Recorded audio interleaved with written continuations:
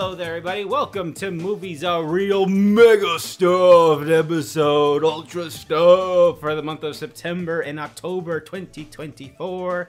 I am George. I'm here with Ryan Lance. I was pitching Movies Are Real Scary, am I right? That was my pitch, but I forgot to say it until just now, so now it just sounds like I'm just... Now it feels like some sort of canned bit that you just... I've never no, I am very serious on this show. Carrie, how are you doing? Fully bitless, no bits here, all straightforward takes. Straight talk. We're going down like an NPR kind of turn into serious journalism. The film really had a Art the Clown had a Here's Andrew Garfield crying over the front room. Yes, hello there, everyone. We are, as usual, we are late. We are behind schedule, so we're just going to combine September and October today, folks. So it's a long episode, and we've pretty much seen everything from October that we planned to watch. So we feel pretty good. I believe we've done this a few times around we have done this, yes. Same time frame, too. Yeah, okay, I have no memory about it. I just remember we've done a lot of spooky mega episodes, because I think that time of year just gets busy for... You know, old adults. I guess. I don't know what's up with that. But anyways, let's just get to it, folks. September, with the highest quality of motion pictures put out by A24, the leading innovators of motion pictures, The Front Room. Ryan Lance, tell me about The Front Room. So, this was directed by Robert Eggers' brothers. Oh, brothers. I just knew about one. Okay, no, cool. He has two brothers, and they both made this. It is about... a couple, interracial couple, and the husband's white mother has to end up moving in with them, but she's a little problematic with her views. She's from a different time. She's from a different time, and her views and behaviors towards things, especially towards black people, is a little weird for our friend Brandy. And things kind of get a little wacky as she is expecting a child, and she is kind of putting her older views onto how she wants things to go in this household. Yeah. It seems bad. It's okay. Well, like she moves in with them because I think she's the guy's stepmom, right? She's like, I'll leave everything in my will to you, but I have to live with you until I die. I want to live out the rest of my days with my family. So that's why. Because if you're watching this trailer, you're like, why does she put up with this shit? That's why. Yeah. She's trying to secure money, baby. Trying to secure a good future for her unborn child. Yes, which is totally fair.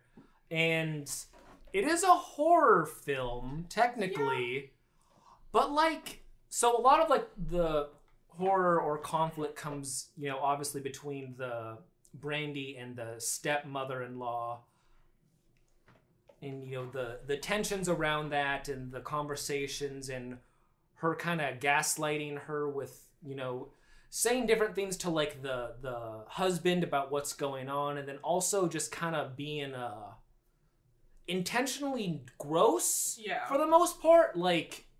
If anyone who's taken care of an older relative, I've done this a lot, especially as a former healthcare worker. She does a lot of the what's the best way to put this? Pooping herself. Okay, she poops herself a lot.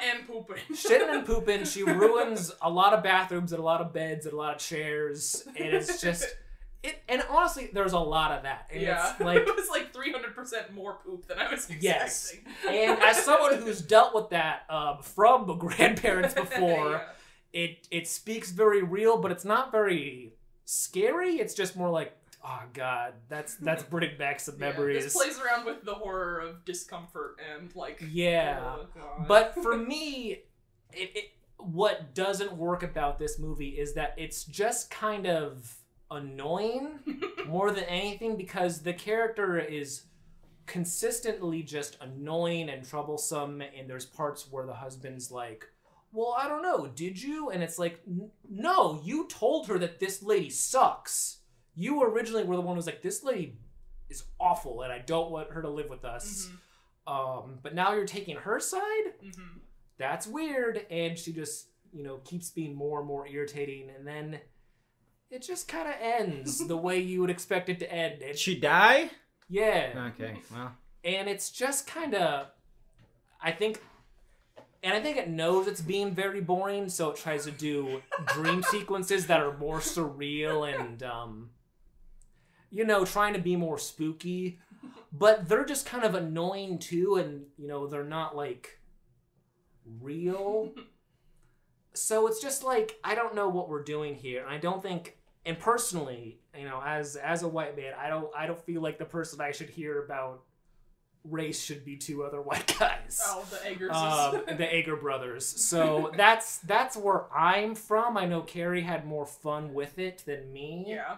It was ridiculous, and there were parts of it. The lady, Kathryn Hunter, I think is her name. Yeah. Her performance was just insane, and so that was fun. Definitely seen her in other stuff as character actor. Like, what did I see her specifically in? I know the thing that I saw her in was she was the witch in the what's his name, Denzel Washington, Macbeth.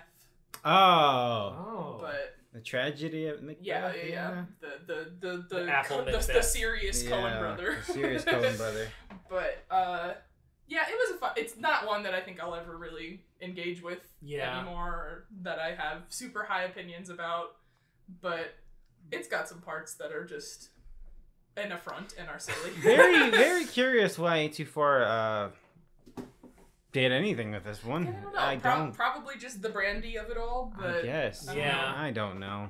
And maybe the Eggers it did somebody a probably favor. The Eggers, actually. It did not do well, from my understanding. No, I mean, but do any A24 movies do good anymore? I don't know what the barometer for like success is at this point. Is like, do you just need stuff to bundle that does okay theatrically, but you can sell to the streamers? I don't know who's gonna be like, yes, please, to this movie.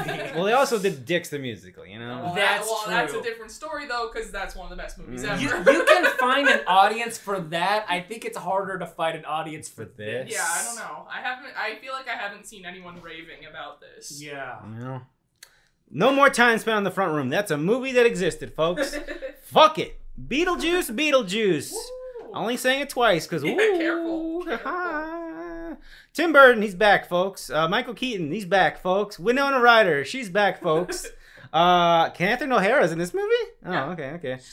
She's from the original too. She's the stepmom. Oh, yes! Come on now. You're right, She's yes. Monica Bellucci's in this movie. Yep, because she's married to Tim Burton. I mean, and she's hot. That's fair enough. Tim Burton also has a Monica Bellucci dream every day, but it's just his life. Carrie, you like Beetlejuice quite a bit. I did. I really, really liked it. A lot more than I was expecting to like it. And Were you a big fan of the original? I really like the original one a lot. It's definitely, I would say it's top 5 of Tim Burton. Maybe. Yeah, I agree with that. I like him. I like his stuff a lot, and he's a little bit of a doofus, but that's okay sometimes. But yeah, no, I really enjoyed this movie a lot. It's just a fun, natural progression of the story, because all the characters are coming back together because the father has been killed by a shark. And, Alec Baldwin or no, the other? Alec Baldwin and Gina West. Alec Baldwin's already dead. Never mind. Gina Davis are the ghosts from the first movie. Right. They couldn't have been in this one because they would have been ghosts. They can't have aged because they are ghosts. So they just got a throwaway line of, "Oh, we found a loophole," and they moved on. But no, the guy who was Lydia's dad. Married to Kathryn O'Hara, because the actor got ousted as like a mega sex pest. Yes. So he had to be that guy! The guy from Ferris Bueller. Yes. The guy who's the villain in all of his movies and also in real life. Yes. So he was the catalyst for bringing everyone back together, because he got eaten by a shark. And everyone was That's pretty funny. Everyone was excited a pedophile got killed, so they all came together. They all threw a party about it. That's pretty good, actually. But yeah, so they're all coming back to the house, planning the funeral. Jenna Ortega enters the story as Lydia's daughter, and they're at odds with each other. And also, Lydia has this boyfriend guy, and Lydia is now the host of a Ghost Adventures ghost investigation show. And I'm like, hell yes, thank you. But basically, they all come back to the house for the funeral, but then Beetlejuice is running his bioexorcism company in the afterlife, and a newspaper runs across his desk, and he sees Lydia, and he sees that they're back, so he's like, we gotta do this. I gotta get my plan back in action to come back. And marry her? Yup. Oh, okay. All right. But it's a fun movie. Yeah. It's very, very fun. I wanted to see it because I've heard it's just a very fun, enjoyable time, but I just never got out to it. And at this point, it'll just be on Max in like a month. I have pre-ordered my special edition steelbook, so when that gets here, we can have a Beetlejuice sure. party. I'm okay with that. So what ended up happening is I rewatched Beetlejuice, and I think it is indeed one of Tim Burton's best. But I think we get through like creative ideas and in terms of effects and just setup. But I don't know what was it. I think it's good. I don't know. I don't love it, and I wound up being like, I don't need to go out and watch Beetlejuice. I can wait. So yeah, that's fair. Okay. Are you a big Tim Burton head in general, or is he? I think I was at one point, but like I like Sweeney Todd. Todd's the best. I appreciate a lot of his stuff, but it's just not for me. Yeah. It also like again, he kind of tarnished his rep there with that Alice in Wonderland phase. Well, you know, bad stuff. And also, I liked Charlie and Chocolate Factory as a kid, but I rewatched it and like, it's bad. It's not good. I don't know about that one, but it's not great. No, it's stupid, but I think it's really funny. But it just visually looks not it's good. It's awful to look at. That was I know it's got Christopher Lee as a dentist. Cup of tea. That was the first movie where I remember being like really disappointed. Cause like I liked the original Willy Wonka as a kid, and like a new one, so it's gonna look good and be better because everything new is better because I'm 8 years old, and then it was terrible and weird. See, I was unfortunately the perfect concoction of person to be obsessed with Tim Burton because I was in love with Johnny Depp. Yes. So then like every few years a weird ass movie with Johnny Depp would come out, and I'd be like, this is the why can't all movies be like this? This should be the industry standard. Yeah, I think I just enjoyed him because he's one of the first auteurs I came across. Like, this guy's has a vision, and I was like, I actually don't like his stuff that much. Honestly, I think like Edward Scissorhands I don't remember very well. I like Batman Returns a lot. I think Batman Returns is awesome. I do not like his Batman movies. No. I don't like Batman, but Batman Returns is fucking insane as a concept of a movie for a comic book. Anyways. What if the Penguin was just a little rat? It's pretty good! That's modern day, and that's great. Anyways. Okay. Anything else to say about Beetlejuice? I loved it, and it's fun. It felt like just It's nothing high concept. It's nothing very challenging or like deep, but it feels like a fun popcorn movie for me. It did very well. It did insanely well. Insane. I saw it 3 fucking times. I would have gone more. Warner Brothers needed at least one win this year. So yeah, it's very interesting, right? Like, is it that people just like Winona Ryder again, and we realize they've always liked her? Yeah, I think that. I think there's a large contingency, myself included, of people who just really love Beetlejuice. Like the guy, like the character. People really liked Wednesday too. And that's Jenna Ortega, yeah. And that had a big crossover. People like Michael Keaton. There's not, but not enough to go watch The Flash. But you know, gross. Yeah. I mean, I watched that too, but I wish I didn't. Anyways, last question before we move on. Monica Bellucci, she plays the character from The Corpse Bride, as I understand? No.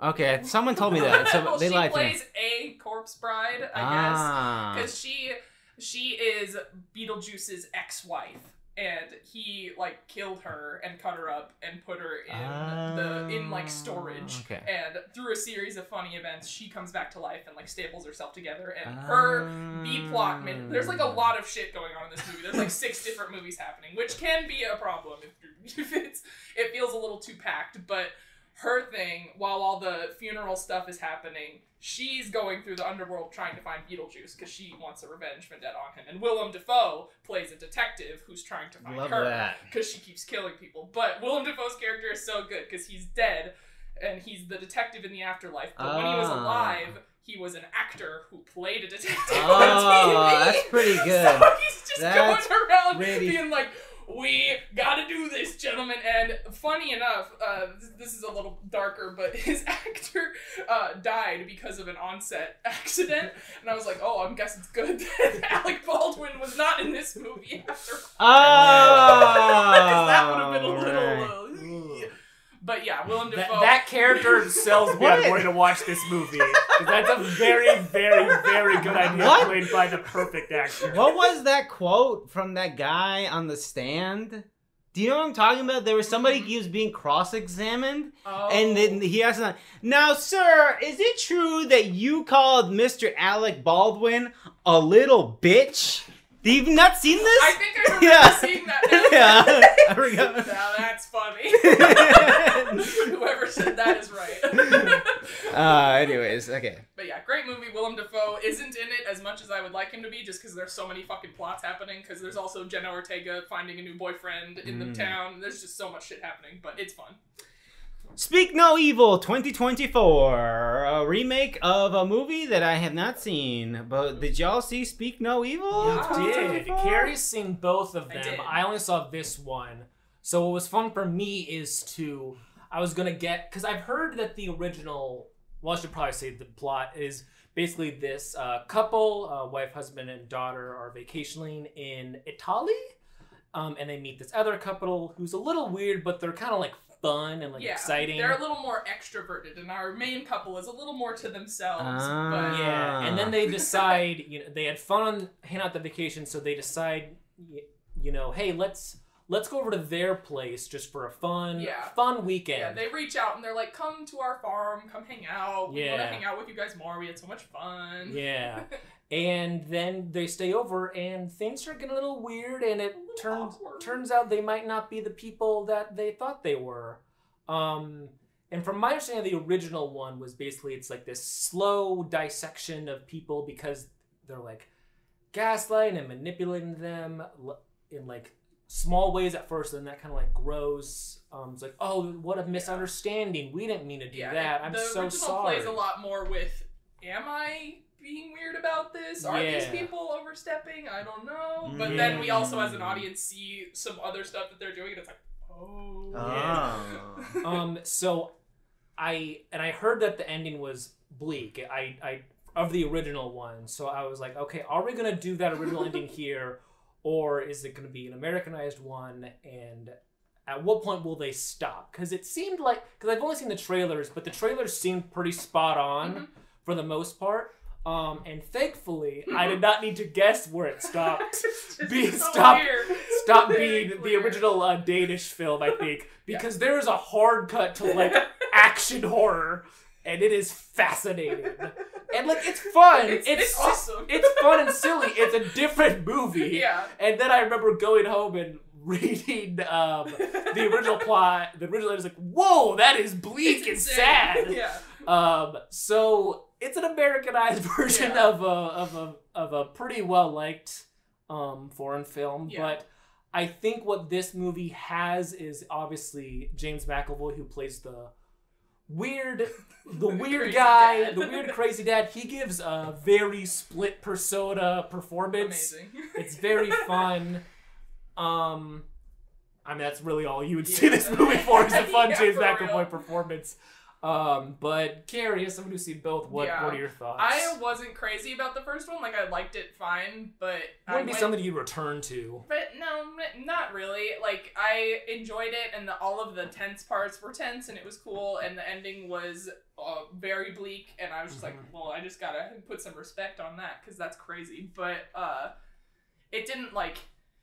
A lot of people who really love the movie talk about how oppressively tense and depressing and devastating it is. And I think it's more so, I've heard that from people who have children, so when they watch it, they're like, oh, God, Christ, that's the worst. So, as a childless woman in her almost 30s, I'm just like, you're a little stupid for doing that, if you ask me. I simply would not put my daughter in that situation. But so I like the original fine, and then the new one, the ending is completely different, and that would bother me if I had some sort of preciousness or love for the original, but I don't, so it was just kind of funny to see James McAvoy being crazy. Okay. My favorite little bit that I told Carrie is the fancy couple, they drive a Tesla, and like they drive all the way in the middle of the woods. And I was like telling myself, the plot twist is their Tesla is dead, and they have no way to charge it. Yeah, there's no shot there's a Tesla charging station in fucking the hills of Ireland or wherever the shit they are. Man, so funny. Yeah. But yeah, it's a fun time if you want just a silly James McAvoy horror movie, which is a genre of film. Let's not be wrong about that. It sells that. It's not gonna blow you away, but it's fun. Yeah, it's a fun time. It's corny and it's fun, and James McAvoy rules. For the podcast listeners, I just remembered that the Criterion sale is happening right now. And I'm trying to remember what the fuck my password is while we're talking about Speak No Evil. But anyways, that's enough of that. Megalopolis! Speaking of the Criterion collection. Oh boy, Francis Ford Coppola's mega fuck you movie. Man, Adam Driver, Giancarlo Esposito, Nathalie, Emmanuel, Aubrey Plaza, Shia LaBeouf, Jon Voight, and Lawrence Fishburne giving a lot of narration in Megalopolis. So what's the predator ratio of this cast list? It's like, it was crazy. That one scene where they're first introducing everyone, and it's like Shia LaBeouf, Jon Voight, Dustin Hoffman. I was like, Jesus Christ! It just got triple punched. Insane. Yeah. So I'll try the plot here. Okay. So in this movie takes place in a fictional city called New Rome. That's definitely not New York. Hell no. In this city, we have Caesar Catalina. I forgot his name.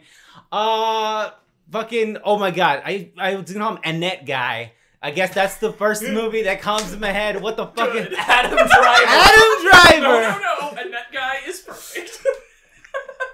Adam Driver can stop time, but that's not super important. He's also an architect. And he's creating this new building material called Megalon, which is like a super fancy magical building material that has the spirit of his dead wife. Giancarlo Esposito, who plays the mayor, is like, no, Adam Driver, we live in New Rome and we like things around here. We don't have time for your fucking Megalopolis or whatever the hell. And Jon Voight is the richest man on the planet, or at least one of the richest people in the planet. His son is Shia LaBeouf. He's a sex pest and a crazy person. Aubrey Plaza plays a reporter called Wow Platinum who marries Jon Voight for his money, and she becomes powerful. And that's when I left the theater. And I don't know everything else that happened. Oh, and there was an auction for a virgin, but then it turned out she's not a virgin, except she's been set up. And because she's not a virgin, the city, it seemed, was revolting and was like, you know what, New Rome fucking sucks. I hate Giancarlo Esposito. My favorite part of that sequence is like, you're not a virgin. Is like, first it was like, Adam Driver had sex with a 16-year-old, but then it's like, oh, actually she's 23. Also, that footage was fake and didn't happen. Yeah. So it's like, so what happened? What's the truth? So what I love about this movie is just how like we've seen a trend of like auteurs making their like fuck you, I'm the greatest, and Caesar Catalina, which I assume is an anagram for Francis Ford Coppola, and whatever Giancarlo Esposito's name is probably respells Hollywood media. It's like, you can't do that. You can't do your art, but my art will change everything. No, it won't. Your ideas are too big for this world. And then at the end, he was right. Everything was exactly the way Adam Driver set up, and it's perfect, and he was right all the time. All he wanted to do was make a moving sidewalk, okay? Yes. That's all he wanted. This is the most, like insert character, self-insert, like, movie I've ever seen, but from an 80-year-old man ww loves to kiss young women. It's so funny. Him and all his buddies on set. Yeah. They're like, I love doing that. That's awesome. It's such a fascinating mess of a film. A lot of sounds and visuals and words are happening, is what I described that movie. Yeah. And what I love most about this movie is it's from like this auteur who spent $120 million making this vanity project instead of, helping one poor person. And the only reason people talked about it was because of this weird thing in certain film festivals where a person would stand up in the theater and interact with the film, which is a gimmick. And he is someone who's been like, Marvel movies, they're ruining the art. But people are only seeing your theme for this gimmick. I'm not trying to defend Marvel here. Their movies are theme parks and whatever, but like, you can't be like, I'm an artist and then get people to only see your shitty movie for us for like a little like, ooh, whoa. It's so fascinating, and also it sucks and it's the ugliest thing on the planet. Pretty bad. Time stop. It's pretty good. Time. Back from our commercial break, George put in an ad read there for Casper mattresses. Whoa! Casper mattress. When you were trying to be a sex pest and trying to hide your crimes, no mattress does it better than 100-day, no questions asked return policy. If this mattress is covered in evidence, send it back. So, yes, this movie really is just. I walked out not out of just like I can't. I was just like I'm not. It's like someone just talking to you and you're not...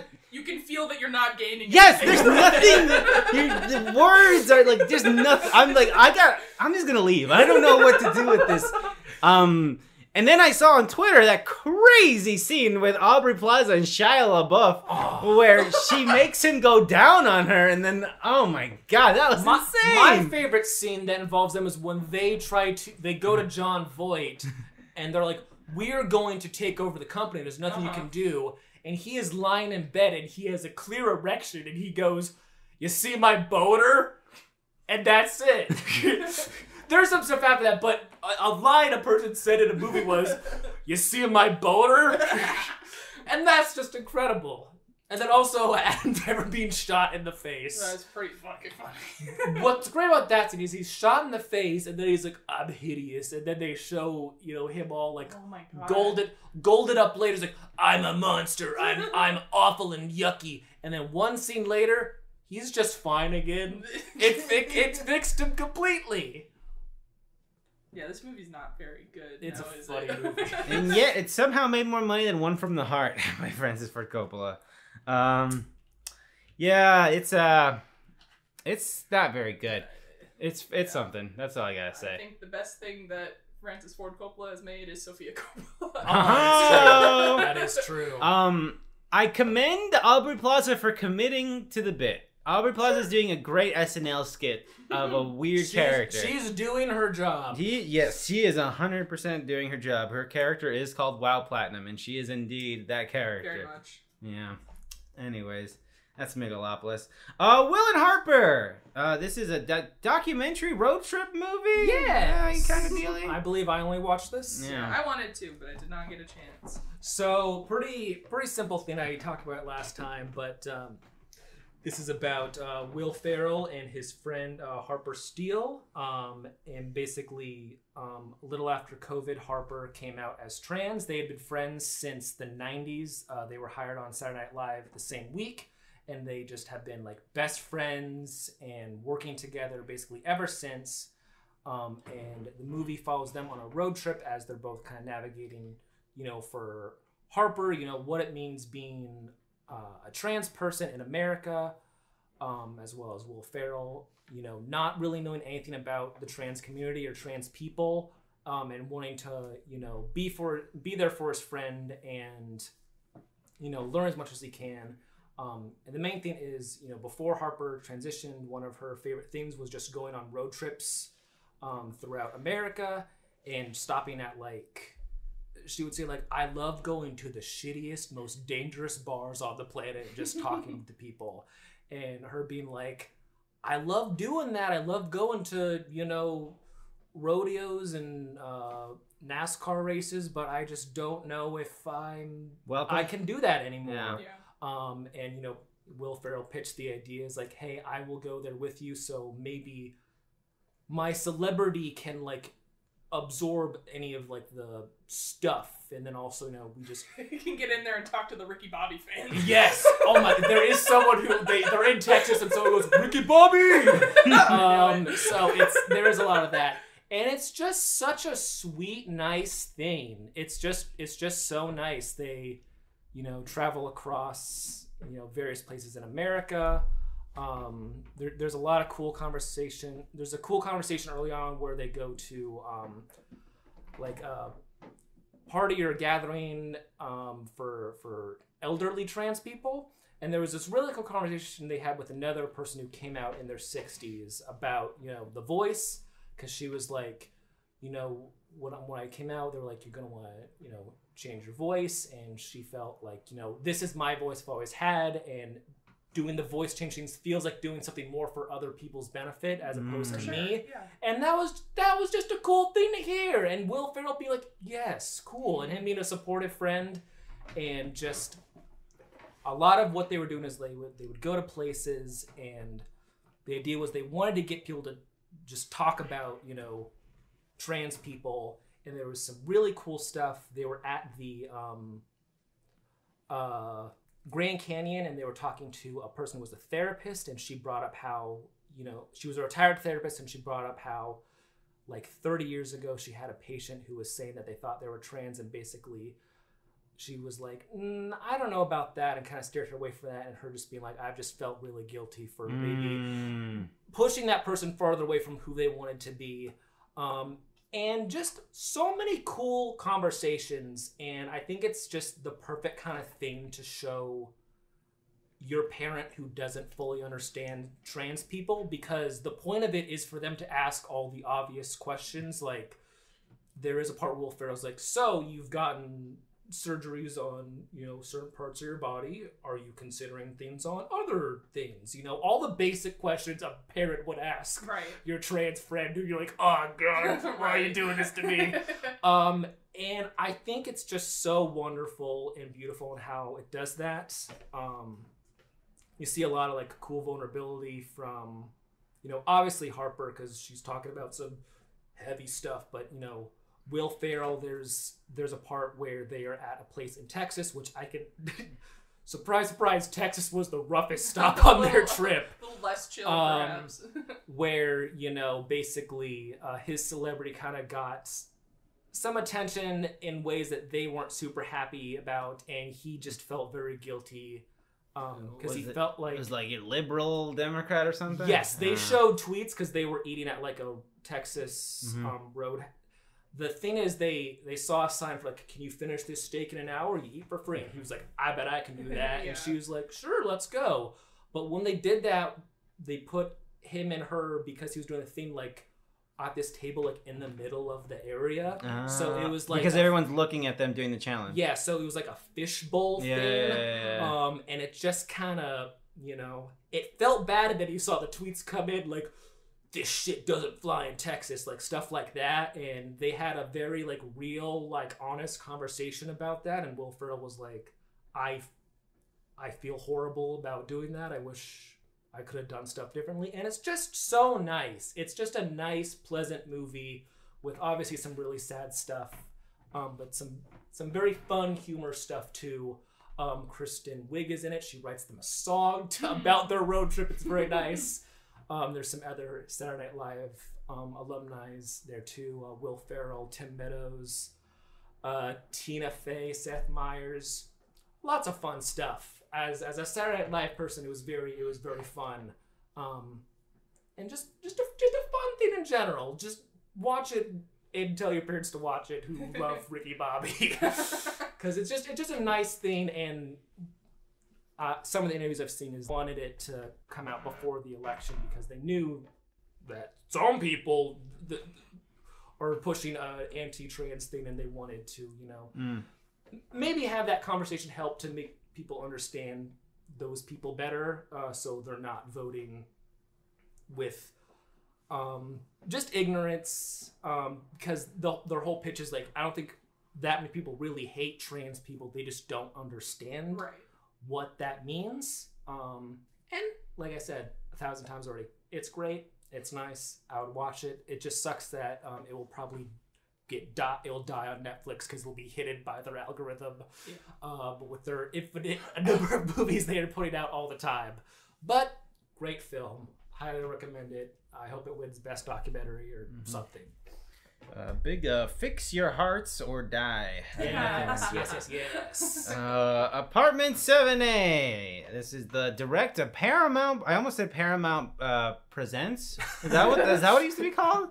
No. Well, Paramount. What was it? Paramount Plus. Right, but what used to be called something else? Oh, CBS. CBS All Access. Yes. What the hell? Yeah. Anyway, that was a bad name. That's crazy how it lasted that long. Yeah. Apartment 7A, a sequel? A prequel to Rosemary's Baby. Yes. Although it kind of pretty much stands on its own. Did you watch this, Karen? I started watching it today, but then...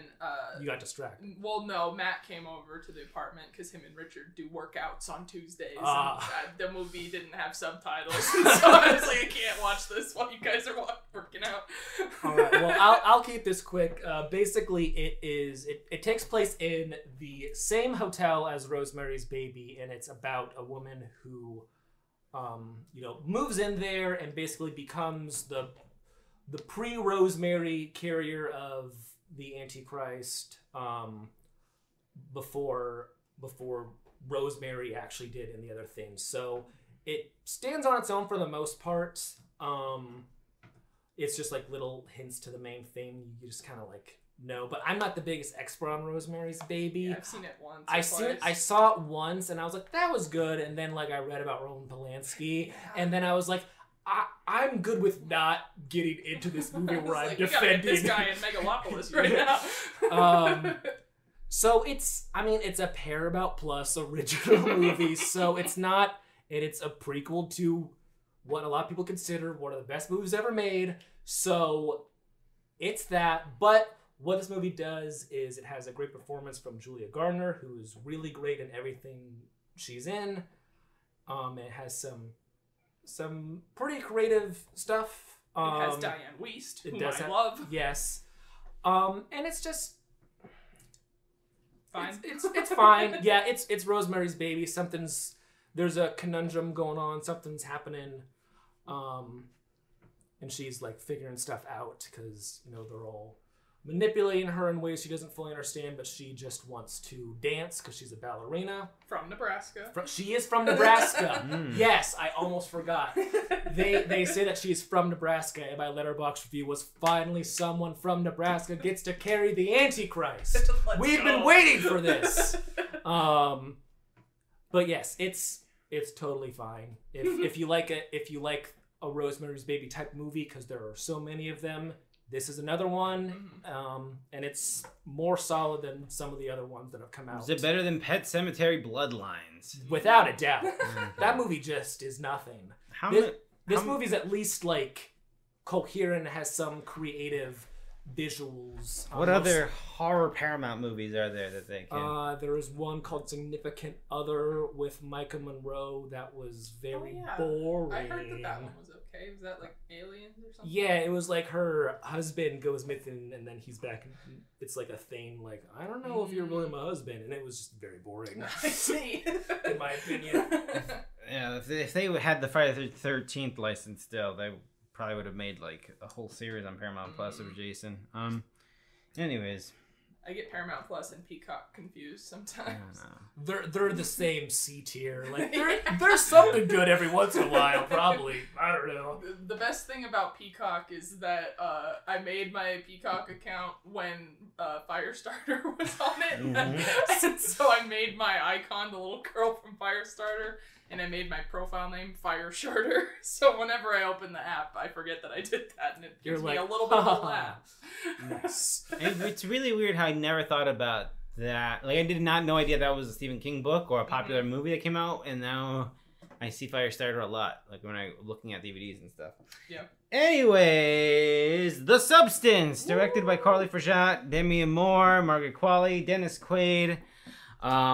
This is a movie that we were very excited for, only because it looked like a green neon goop that you inject in yourself, and then we're big on that around here. Stinky! That didn't happen.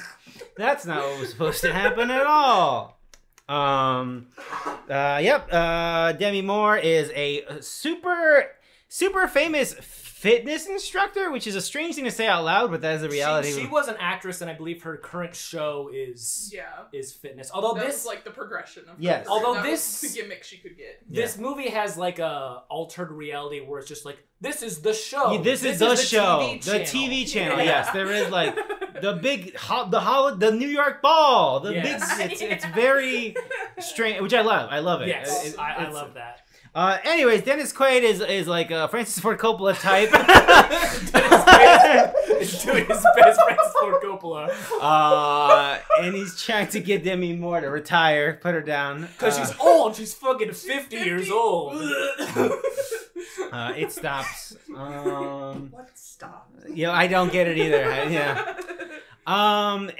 So Demi Moore's feeling really down on her luck and not great about herself, and she's not super excited about being put down pasture. She gets into a car accident, and some very smooth-faced man drops a little USB stick in her coat, and she sticks that USB stick in her TV, and starts playing some really good music and some really good font work, and tells them about the substance. You should try it. Come to this alleyway. It'll change your life, folks. And she does, and then Margaret Qualley comes out, and stuff happens. I can't stop thinking about this movie. It's been awesome. I cannot stop fucking thinking about this movie.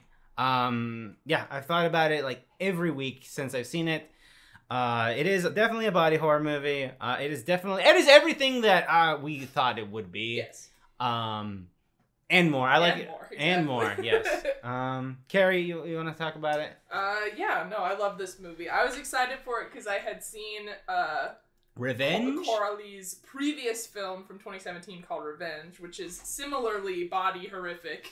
I need to watch this. It's good. It's a good movie. It is a rape revenge movie, so if you're not thrilled about that, brace yourself for that. But the revenge does revenge. I like that part.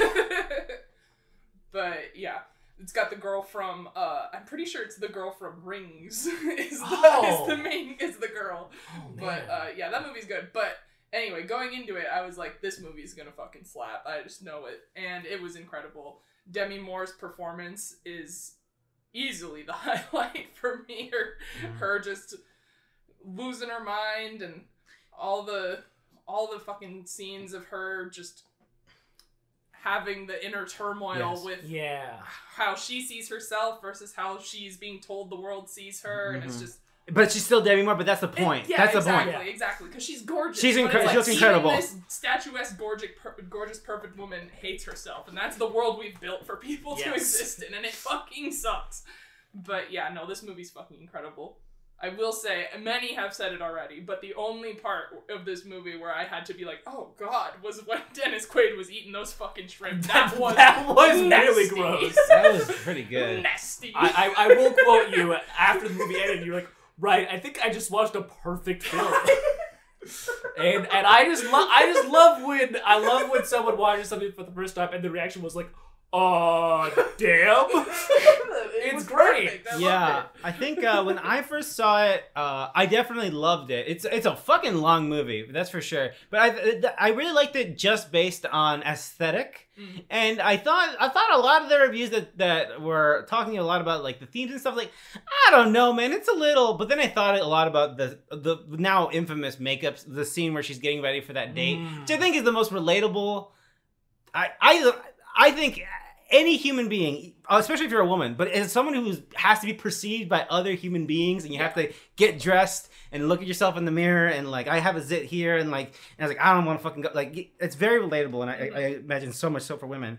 That when I thought of that moment, and then I thought about like, all right, well, like Demi Moore, like she's gorgeous. Like, it's all about the subtext. Like, yes, the subtext works. I think not even subtext; it's just text. But yeah. All that to say that I think it absolutely delivers on a stylish, gross out, crazy visual and sonic movie, and also there is substance in this movie. I don't know, Ryan, what you think? I really liked it too. At first it was you know, it's a very gross movie. I said the body horror would make David Cronenberg like, oh, yuck.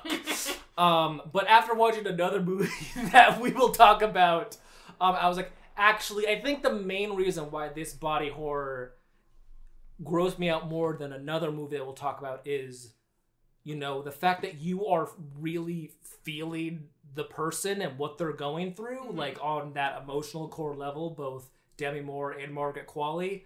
So when the gross stuff happens, you're like, Jesus Christ, because you can connect with that person. While for another one, it's just watching people get gutted, and that's funny and fine and grosser, but the way this movie does it is so great. And at first I was like, that's a movie I love, but I don't know if I'll ever watch it again because it's so yucky. But now I'm like, yeah, I'll probably. It's not gonna be a regular watch. I don't know, but it is for me. But it's pretty good. I'm counting the days until I can watch this movie. I'm hoping that movie puts out a nice Blu-ray because I will. Yeah. I will snatch that up. Movie will do that. Yeah. Yeah, movie usually has releases. I bought a movie release of Decision to Leave. Oh, okay, so there you go. Because I wanted to get a Blu-ray of Long Legs, but I don't love the super red with the bright blue. I like it, but I fucking hate the fucking Blu-ray bar at the top of the box. So I'm waiting. I would like a steelbook or a special edition. Yeah, Substance. We'll definitely be talking about this later. Yeah. On. I really hope this movie breaks that horror barrier when it comes to like awards season. Because, like, Jesus Christ, Demi Moore just... She has been hitting the PR fucking train. Yeah. She is everywhere for this movie. I think it could happen. It's about Hollywood, so even... It is also about Hollywood, yes, and they love that. Oh, thank you, I think. They like the movie with the fish man. Maybe they like the movie with the... The Queen. The Queen. Yeah, this movie's it's great. It's very good. It's a very weird movie. I apologize that I'm a guy, but it's also very weird that I understand. I understand like again the subtext and the text and what this message of the movie is. But I was like, Margaret Qualley pretty. Also at the same time. I mean, the movie does do that. Yeah. Oh yeah. Here's literally Margaret Qualley's ass. Yes. It could be both about like, isn't this like awful? How this is this is what we're all like. This is purpose. So it's like, oh, but she's so pretty. Yeah. Oh. It is that that pump it up scene is very much like a part where like the movie is like stick with us, so we're going somewhere with this. I think that's gonna be like the biggest hill for people to like get over. Like, oh, actually, this is bad for women because it sexualizes them. It's like, yeah. It is trying. It is explicitly trying to do that to show a point about Hollywood and whatever. But you know, whatever. You're making your way to the point. You'll get there soon. You're getting so close. Yeah, I wonder how movie plays the release for this movie digitally, because the easy way to market it would be like, come subscribe to movie, but then are people actually going to do that? Like, because this movie will have a life like a Saltburn had like a mimetic meme moment when it hit Amazon. That's why people saw it. Yeah, for sure. But I don't know. I've seen some memes of this already. Oh, I have. But there's some film people also. I don't know. Well, I mean, I feel like there's a stream rip out there. There is a stream rip because I've seen people upload the clip of Demi Moore that went out. Yes. I didn't know if it went on digital already. No, not yet. I don't think it's so. Not yet. Yeah. So there's a rip going out somewhere. Mm-hmm. But I'm sure that scene, I think that is a scene that gets you to watch that movie. Yeah, for sure. Yeah. Anyways, The Substance, pretty good.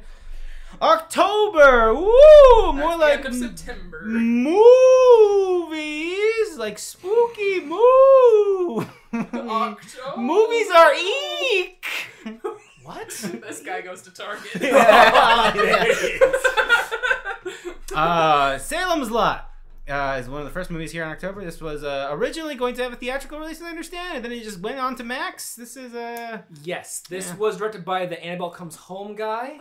Oh, nice. That was the main reason I was excited for it, because Annabelle Comes Home goes hard. Oh, hell yeah. I was thinking about Annabelle Comes Home 3 days ago. And I was like, you know what? Time to turn it back on while I do my chores. Excellent. But it's a new adaptation of Stephen King's Salem Lot, a movie or miniseries. I can't remember which one it is. Miniseries. I also started this. I've been meaning to watch that miniseries for like 20 years. Right. It's crazy because it's a Stephen King vampire movie. It's like, well, that's gotta be at least fun. But I never got around to it. If that's what came out, I was like, I'll just get to that one, I guess. And it's fine.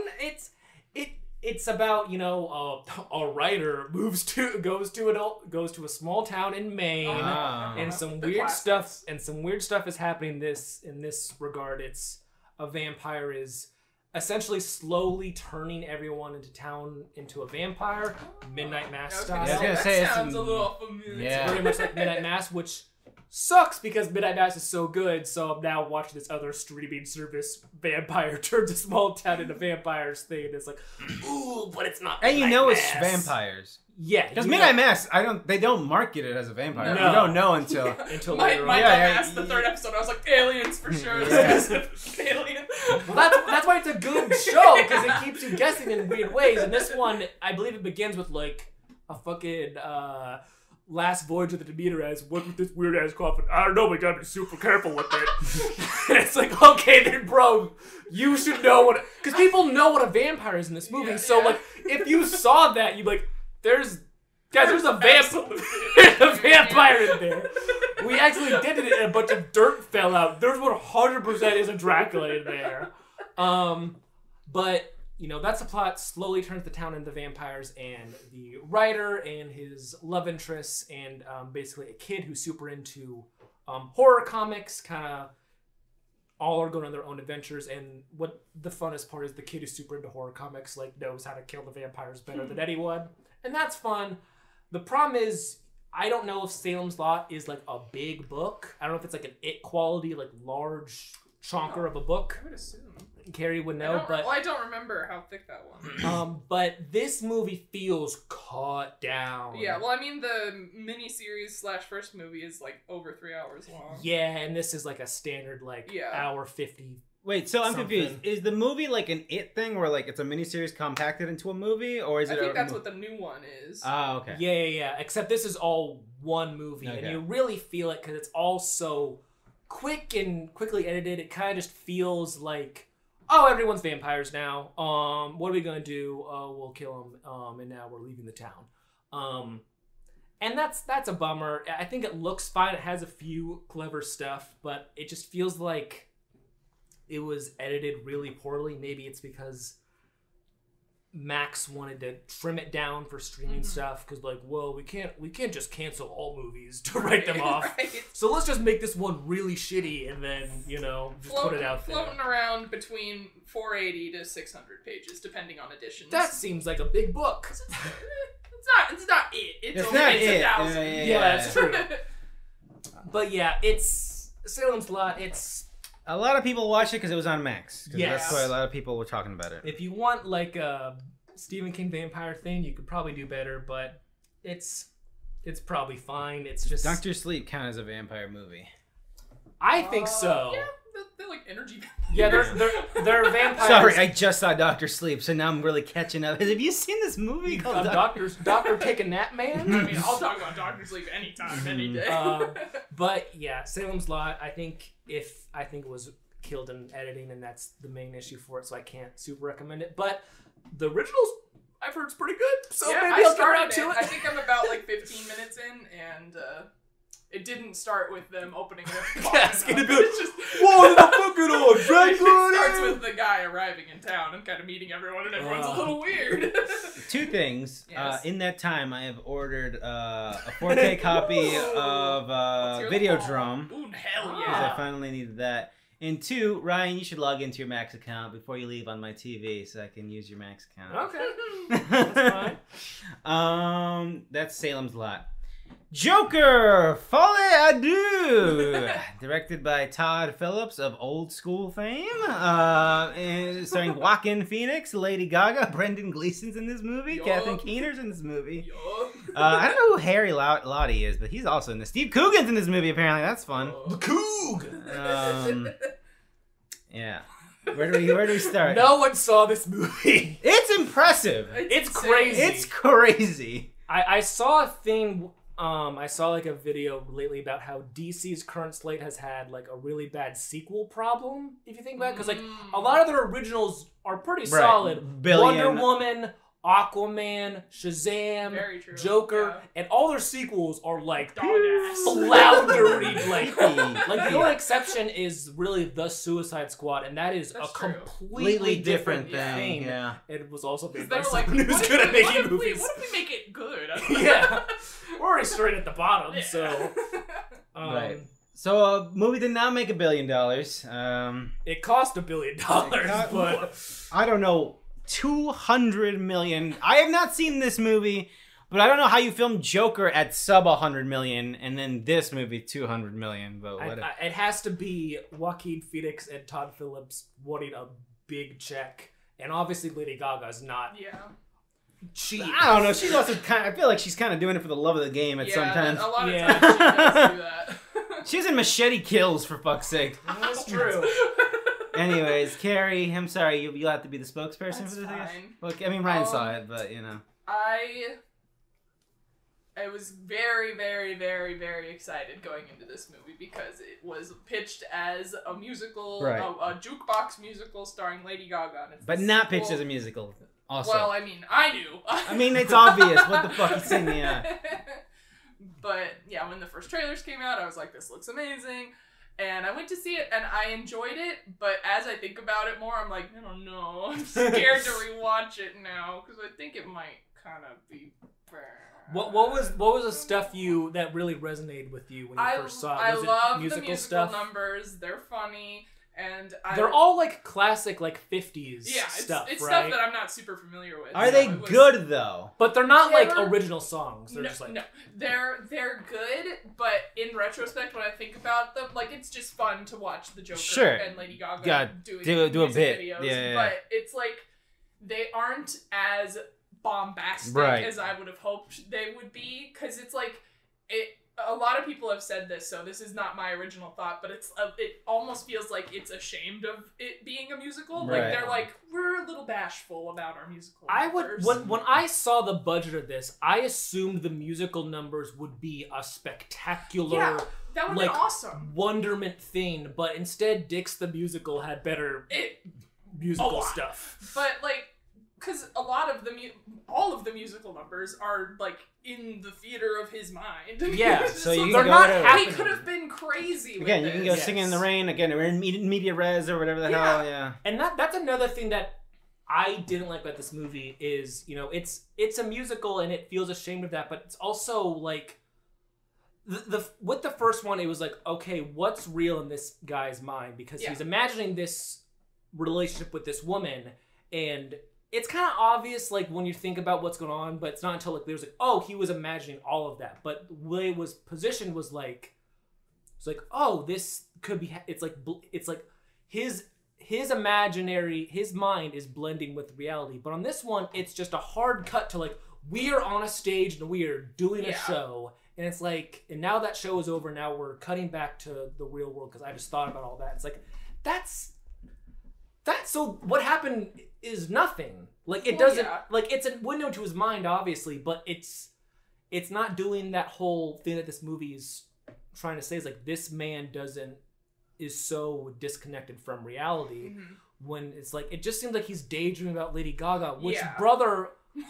like, I do the same thing every goddamn day. You don't see me making a movie about it. Because, I mean, musicals have, like, most of the numbers are, like, non-diegetic, so it's just, like, this is all fake anyway, so, like, who cares? But there's such a clear, like, and now we're in the musical number, and it's just, it feels sloppy in a way, I guess. I don't know.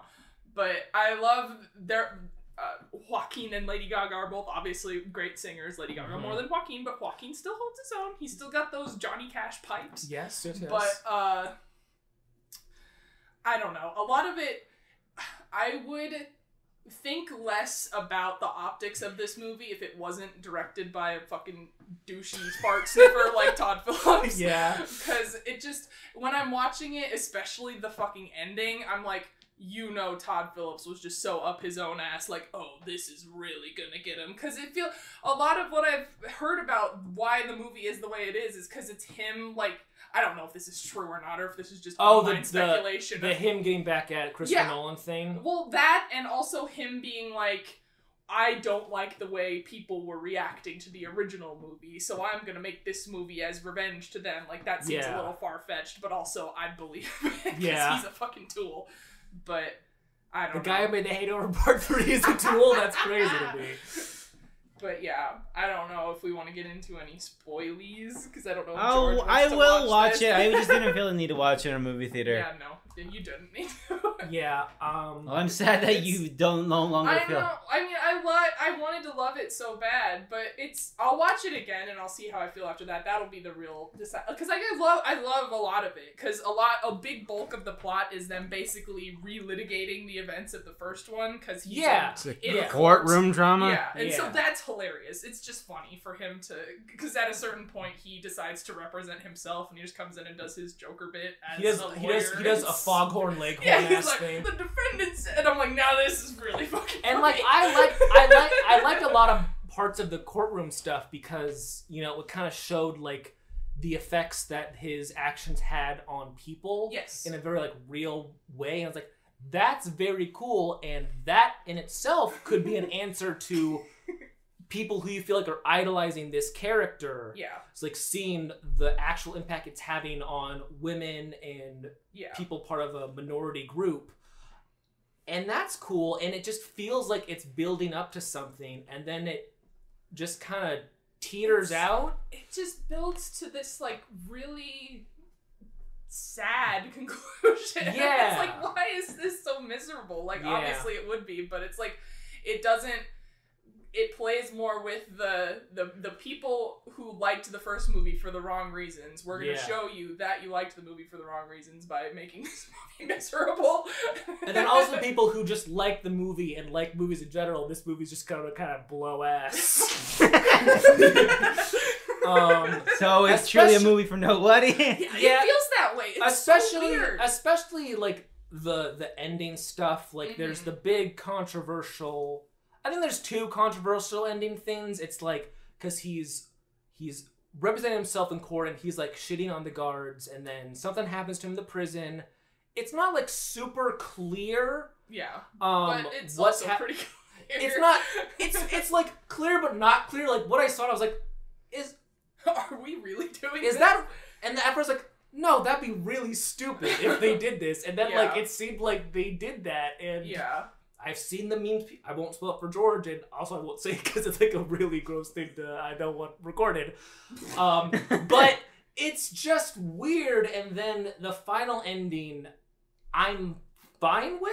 It's like, cool. Like concept. I get it. I'm fine with that, but it also like asks a lot of questions for like the future of like this. Sure. I mean, I don't care about that. That's true. But it's just like I think about like, okay, so if this is. Because I've seen some people think this is this makes it a prequel to the Dark Knight movies. Yes.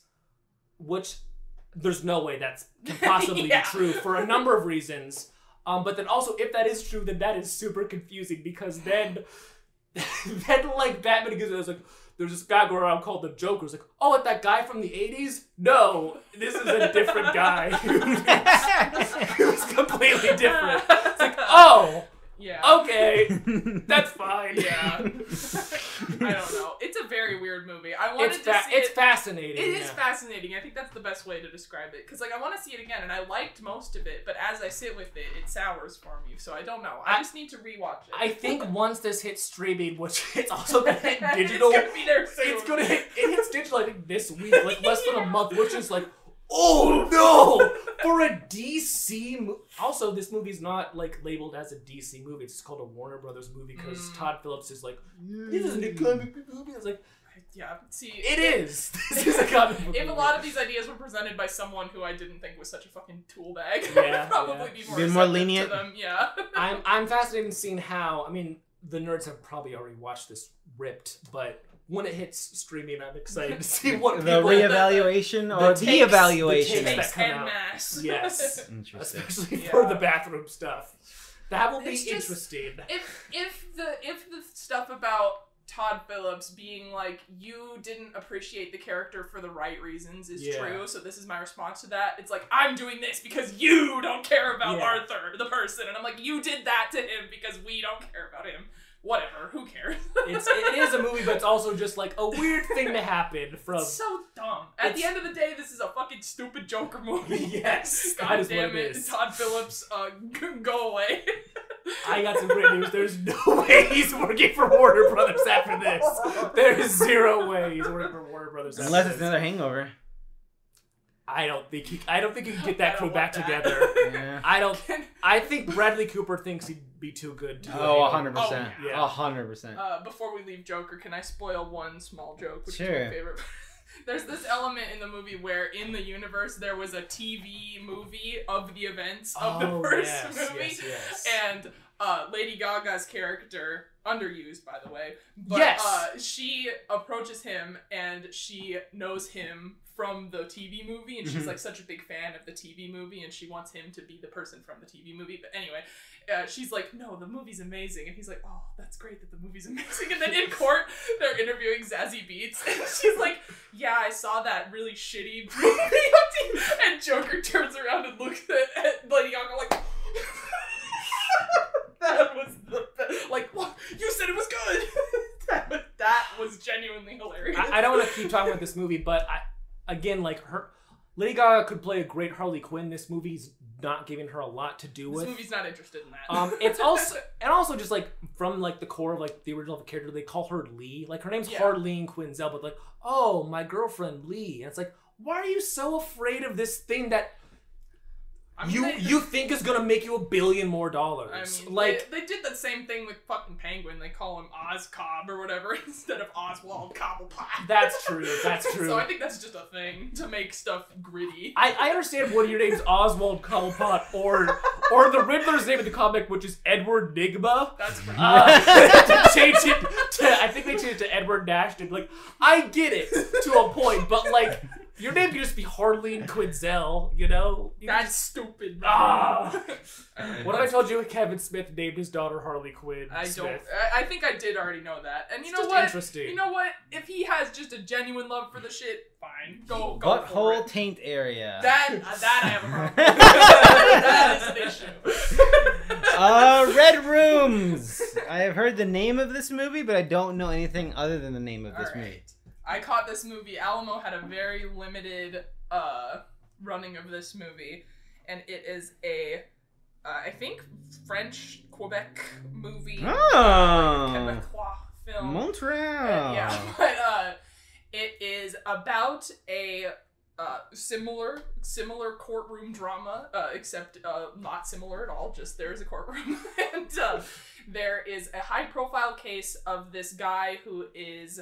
We are trying to nail down if this guy is this serial killer. Yes, I saw the synopsis of this and I was like, that sounds very interesting. And then so good. I never watched it. It's so good. Highly recommend. But our main character is a girl who is seemingly like a fan of this guy.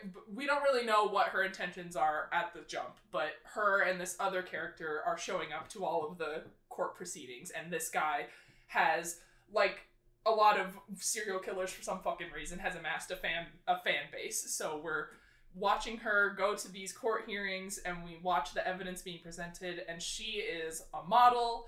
But as we move through the movie with her, we realize she has a lot more going on than that. She's got this like insane like dark web presence, and she's just doing all these crazy online things. She's just always scheming, it seems like. But the way that the movie is presented is just harrowing and dread-filled, and it's just following our main character and not knowing what's going to happen next and what her intentions are, and seeing the heinous things that are happening in this court case. Highly recommend for a feel bad but also feel awesome watch. It's so good. Le Chambre Rouge. Rouge. Okay. Red Rooms. Highly recommend. Saturday night, live from my butthole. It's Saturday night. Jason Reitman. So this film is about it takes place 9 minutes before the first showing of the first episode of Saturday Night Live, which was just called NBC's Saturday Night at the time. And it's following young Lorne Michaels, basically trying to get the live show together while all the producers are saying, "You can't do it, kid," and all the actors being like, "We hate each other," and the writers being like, "We're so fucking high, man." And then obviously, you have someone playing Lorne Michaels, and you also have people playing all of that original cast. Jim Belushi. There's a Jim Belushi. I heard this movie's anti-Jim Henson for some reason. What the hell? Yeah, they're very shitty to Jim Henson in this movie. But yeah, there's a Jim Henson. There is a Andy Kaufman. Obviously a Chevy Chase and Dan Aykroyd. Dylan O'Brien plays Dan Aykroyd, which is very interesting to me. Like, he looks like they make everyone look a lot like the people, but it's just funny. It's like, you look a lot like young Dan Aykroyd, but you're also Dylan O'Brien. Right. It's very funny. And this movie is just Birdman. Like, I saw that review from you. No. And like, it blew my, like, immediately off the bat. I was like, holy shit, I'm just watching a worse Birdman. This is a Saturday Night Live sketch of Birdman. Because it's like, it has like that, like, it has John Baptiste does the score. And like, he's very good, but the score feels too Birdman. It's very drummy. Right, sure. It's very drummy. Frenetic drumming. A lot of frenetic drumming. It's not all shot in like one long continuous take, but there's a lot of long continuous takes, like through the halls of, the studio in 30 Rock, like to the thing as it's cutting to different characters being like, "Hey, what's the matter with you? You'll never make it in this town. Where's my goddamn coffee? Hey!" Yeah.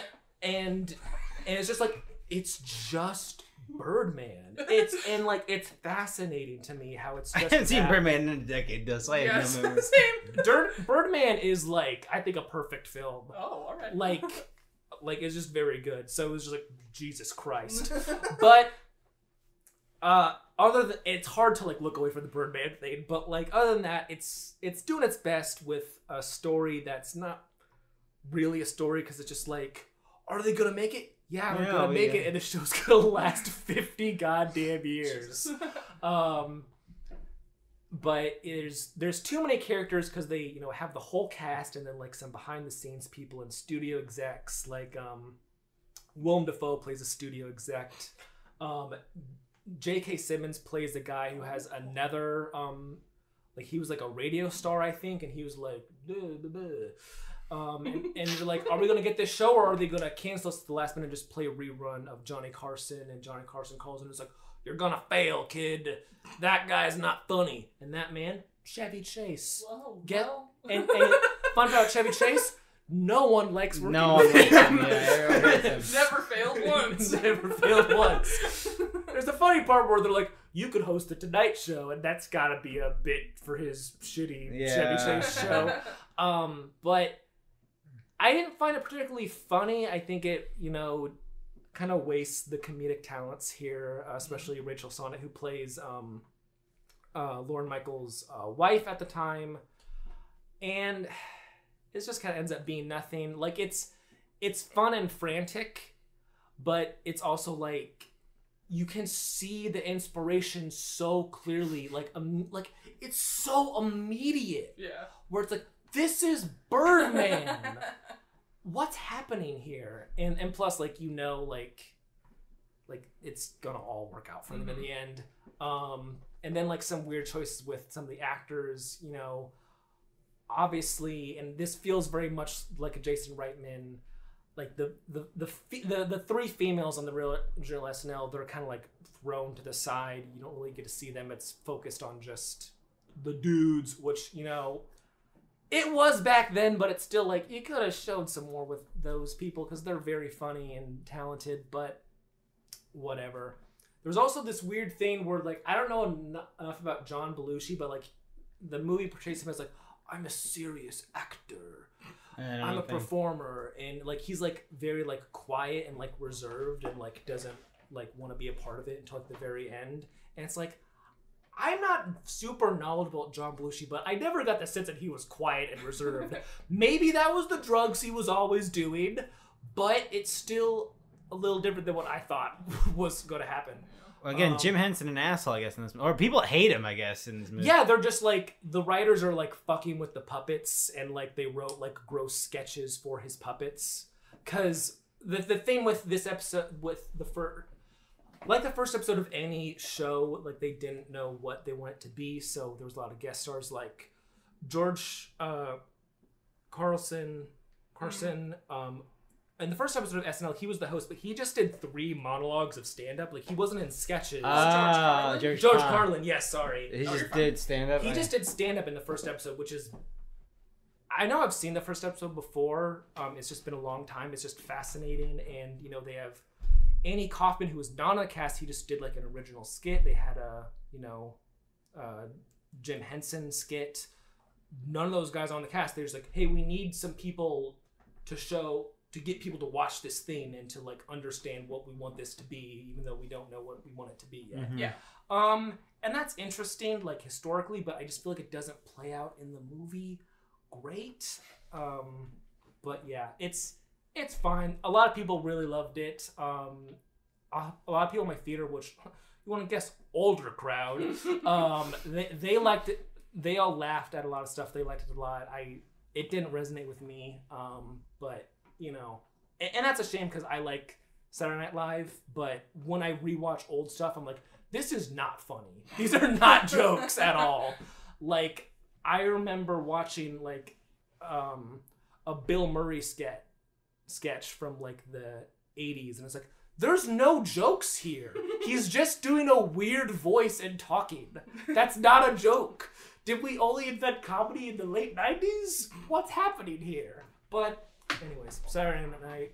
I feel like this wanted to be an Oscars darling because it's, about a historical show that means a lot to a lot of bigwigs, but I think this is gonna just disappear. I think it has already. Because it just obviously feeling a lot like Birdman, a movie that won Best Picture, and then also being about historic Hollywood stuff. It's like Oscars eat that shit up, and this is nothing and will probably disappear. Anyways. That's Saturday Night Live, baby! VHS Beyond, the 7th VHS movie. But that's still not enough. With the fact that Cheddar has announced VHS 8 and he just gave up on the subtitle and he's just calling it 8, I assume that the yearly VHS movie 100% pays the Shudder bills that it gets me to resubscribe for October. Same. So, and I guess keep making them until you make something as bad as VHS Viral. And I then still haven't seen that one. It's fucking very terrible. It's really bad. It feels like a different movie from the other two. It's really bad. But here we are, folks, with another VHS movie. Another year, another VHS movie. This one is all tied around sci-fi? Sci-fi, specifically aliens. Except one. Which we'll I'm talk. curious about what the brief they were handed was. Because if they're just handed something that says sci-fi, then that's like a mad scientist. I guess but that's like, true. If they were handed a brief that says aliens, then they fucked up. Then they fucked up. It's like, and I'm like, well, you shot it. It's like 5 of the 6 of them are about aliens. You'd think... I mean, if you're not creative, I guess you just go... I guess so. I don't know. I don't know why I'm defending Justin Long. The very first Justin Long defender. I guess let's start from the top here on what we got here. We got I guess the wraparound is fine. Does anyone have any strong feelings about the wraparound? I thought it was cool. I thought it was a cool format to do because they've never done like a candid interview documentary type. And I felt like wraparound. That was fun. It's probably me like putting it onto it, but I just assume because like it's about this YouTube channel that like does alien stuff or paranormal stuff. And or digital also. I was gonna say there's some YouTubers that I vaguely recognize. Yeah, and I would assume the stuff that we're watching is, and their thing is they watch the stuff and like try to dissect it to see where the fake stuff is. I would assume that these are other videos that they just have that they have looked at. I'm definitely reading too much into that, but I think it matches the theme just fine, and I think the final stuff is like it's pretty alright. Cool. It's pretty cool. And it's a good like break between the stuff.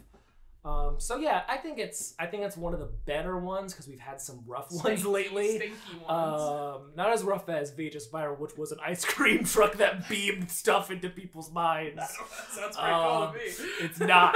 Trust me, it's not. It's weird. Yeah, I thought the wraparound's fine. Yeah. Stork, the first one here. Fun. Yeah, Very this fun. It was cool. I did not this expect. feels like Resident Evil. Yes, 100%. I don't know what game this feels like. It feels like the House of the Dead. Anyways, yeah, Stork is it's just a fun. It's fun. Boomer shooter of a fucking short. Yeah, it was cool. It has good like effects for like the possessed people. The bloody action's all fun. It's all filmed from like a POV body cam type of thing. Mm-hmm. And then the tiled Stork at the end is great. He's pretty good. I like that guy. He's a fun monster guy. But yeah, it's just people like going through a weird house killing monsters. Yes, that's all. Who it are is. ducks babies, and then we Yes. have a cop who's like, yeah, like they took my bag. Apparently, that one was that the one. I'm assuming that's the one that did the Thanksgiving, not Thanksgiving. They did Thanksgiving. Oh, okay, that's funny. Which is I remember that one was like, was that the one with the turkey says Happy Thanksgiving or something, bitch, or something? Yeah. Well, there's Thanksgiving, and then there's Thanksgiving 3, The Search for Thanksgiving 2. That's pretty funny. So yeah, that was good. Dream Girl. This one I was kind of confused, but it's fine. It has a lot of build up. I like the extra production work that went into shooting the actual musical scene. Yes, that was fun. It's Indian filmmaker. It's all in Indian, which is very cool. I always like it when they branch out to like other, Parts of the world. other parts of the world with these because yeah, was the other one? You can with this. It was some Latin American country. Oh, the news station. The news station one? with the farting. Yes. Yeah. Yeah, I thought this was all right. Yeah, that was a cool one. Live and Let Die. Is this the alien one? Live and Let Dive. Dive. There's a joke here. Sorry, I missed the it. skydiving one. This was incredible. I loved it. Oh my god. Yes. I was like, we are so back. We are I'm so glad you guys feel This the same was also way. like, this is the stuff. This is what this series was built on. Yes. This is like, man, it's like you get like Alien, because this is why I feel like they were pitched like sci-fi, but like aliens, you know? Yeah, it's like, for sure. It's like, where would you not want to be when the alien invasion is stopping, about to jump out of a plane for fun? And it's great. It's so like kinetic and fun, and you see the stuff in the sky with the aliens, and then you drop down, and then there's a fun chase and running back up, and then you're beamed back up into the sky. It's a circular, fun, awesome Just thing. the start of it all. Again, it makes such a good use of the found footage angle. And it's just anxiety inducing before the aliens show up. Just being super cramped and you just being you're the guy. already fucking stressed. Because everyone's like, let's fucking go! Like just then, and then you add on the alien. And again, just how I think the best VHS bits really do a great job of contrasting the horror with reality, which again does a good job. Again, found footage is super great for that because it looks like a cryptid weird thing. So it's just so starkly fucking bizarre when it's just an alien falling down. Fucking orange trees. I don't know. Fucking are they landing in Georgia? That was a fun set to just be running from these weird spider monsters. Incredible stuff. Very fun. I love that. There's just my favorite low key bit was the guy who, again, and I don't blame him. He rolled his dice on like, either this guy's going to understand by how frantic and afraid I am that I am not joking, and he will surely let me into his truck and not shoot me. Wrong. Incorrect. You missed the skill check there. Anyways. Fur Babies. This is the Justin Long one. The top Letterboxd review, I think, said it best, which was that Tusk really messed up Justin Long, huh? I have not seen Tusk, but I haven't seen the whole thing. When I was reading about this, I was like, man, it was like the worst one in my opinion. I don't know if anyone. Yeah, I agree. This was my least favorite. I thought it was fine. I liked it, but I don't know what I would pick as my least favorite if it's not that. But for me, it's like it's the worst one. It feels the most out of place from the other ones, and also it sounds like it's just a movie this guy's already done. Like that's just kind of sucks, man. It is weird when you think about that. And like, what's the weird with the characters who want to rescue the? Like they're written in a way and acted in a way like they're just like they're like social, yes, but it's like we're watching that and being like, oh, those idiots. Yeah, exactly. And so like, do you? I mean, I guess I don't like PETA either. Well, sure. Yeah, but it's like, do you have some opinions, Justin? You wanted to try and tell you? Weird, yeah. And then it just kind of like it goes to the body horror stuff with the dog stuff, and it's like that all looks fun and like it's a fun idea, but it just doesn't like. It just doesn't work for me. It doesn't feel like it reached just any conclusion other than, well, we got him. You're a monster now. Yeah. I would say that one's very VHS viral adjacent. And very stand-up or whatever that VR thing was. Oh. Yeah, that's the pile I put it in. Yeah. Maybe that was too harsh, but it's closer to that than even middling for me. I can see what's happening in this one as opposed to that one, which was just a stand-up stage. It was also so blurry. It's like, what's happening? So yeah, I think this one's on par with the like Adam Wingard eyeball one. It's like it's kind of fun, but it's also I can't go stupid. with you there, Carrie. I like the eyeball one. Stowaway, directed by Kate Siegel, of the Flanagan verse. And Alana Pierce. Yeah. Yeah. I like the idea of this one. It also felt, because this one was filmed with like a hi-fi blurry thing, it kind of felt out of place too. I like the ideas of what we were going for with it. Big fan of the ideas.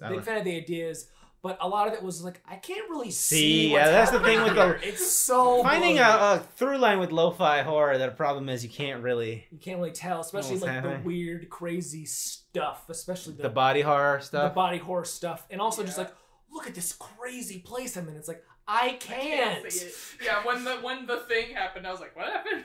What am I looking at? But I do like the vibes, and I do like the artistic intent. Mm-hmm. Yes, and I also like the very low key thing of the mother who is maybe obsessed with proving that aliens are real and taping over it like her daughter's birthday party. I think it's a good. And the frog thing, I don't know. I don't know what was up with that, but I liked that was cute. Where she was all like, oh yeah, okay. Yes. Where I was like, is that supposed to be like I don't know, like it was like she's planning to show it to her daughter or something? Yeah. I don't know. Yeah. I don't know. I liked it a lot. I wish I liked it more. Maybe if I saw it more, I'd like it more. But it's very good.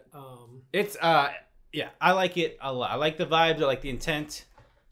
I like the vision, but I didn't fully win me over. But I think thumbs up. Pretty good. And overall, this was pretty good. Overall, this is definitely one of the better VHSs. Up there with 2 for one of the best ones, I think. At least for me. I would if I was a lot. If you cut out Fur Babies, it would probably be my favorite. I didn't see the one before this one, so I can't speak to that. Oh, you didn't see 85? I saw 85. 99? 99. 99's fine. 99's 85 fine. sucks ass. 85 sucks. It's not great, no. I liked 94 a lot. I think I like 94 more than this one, but I haven't seen 94 in a hot minute. Yeah. So. I really don't like the last one, 94. I like it. Yeah. My biggest issue with 85 is that whole one you can't see what's happening.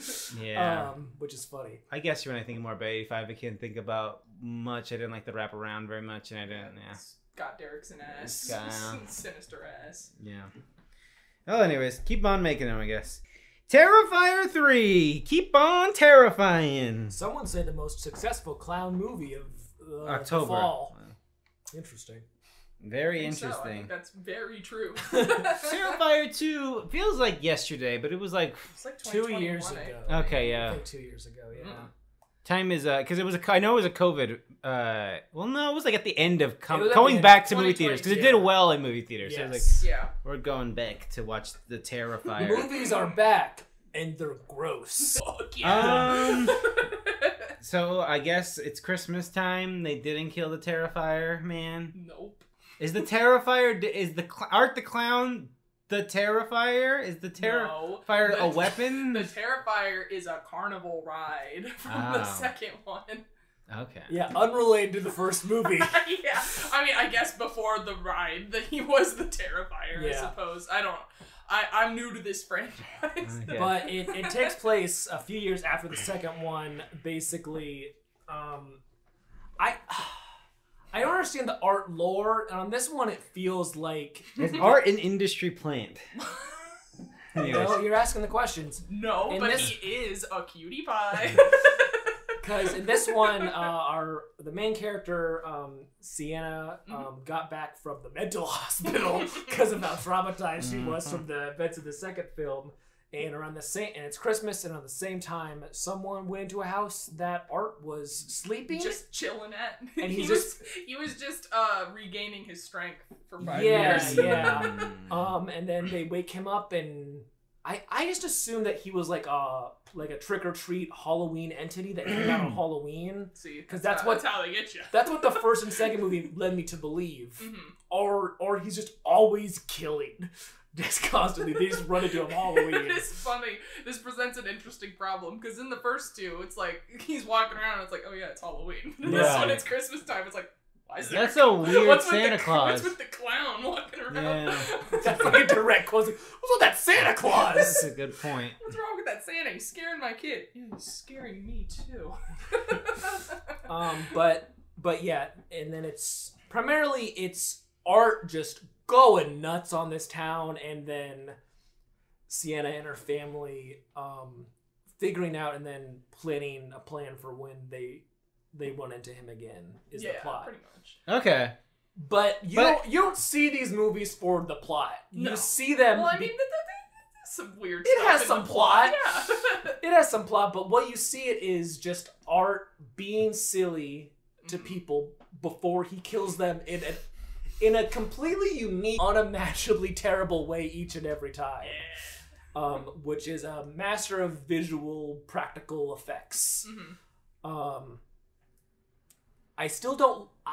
These are movies where I don't like, but I would rewatch them because there is something to them that is admirable, but what always loses me... And I actually like this movie a lot at the front half of it because it was like, okay, this is doing creative stuff with this weird clown guy, but towards the end I felt like they were like, oh, people complained about the length of the second one. It was really long, and we spent a lot of time on him chopping that guy up, so I think we need to cut 4 scenes.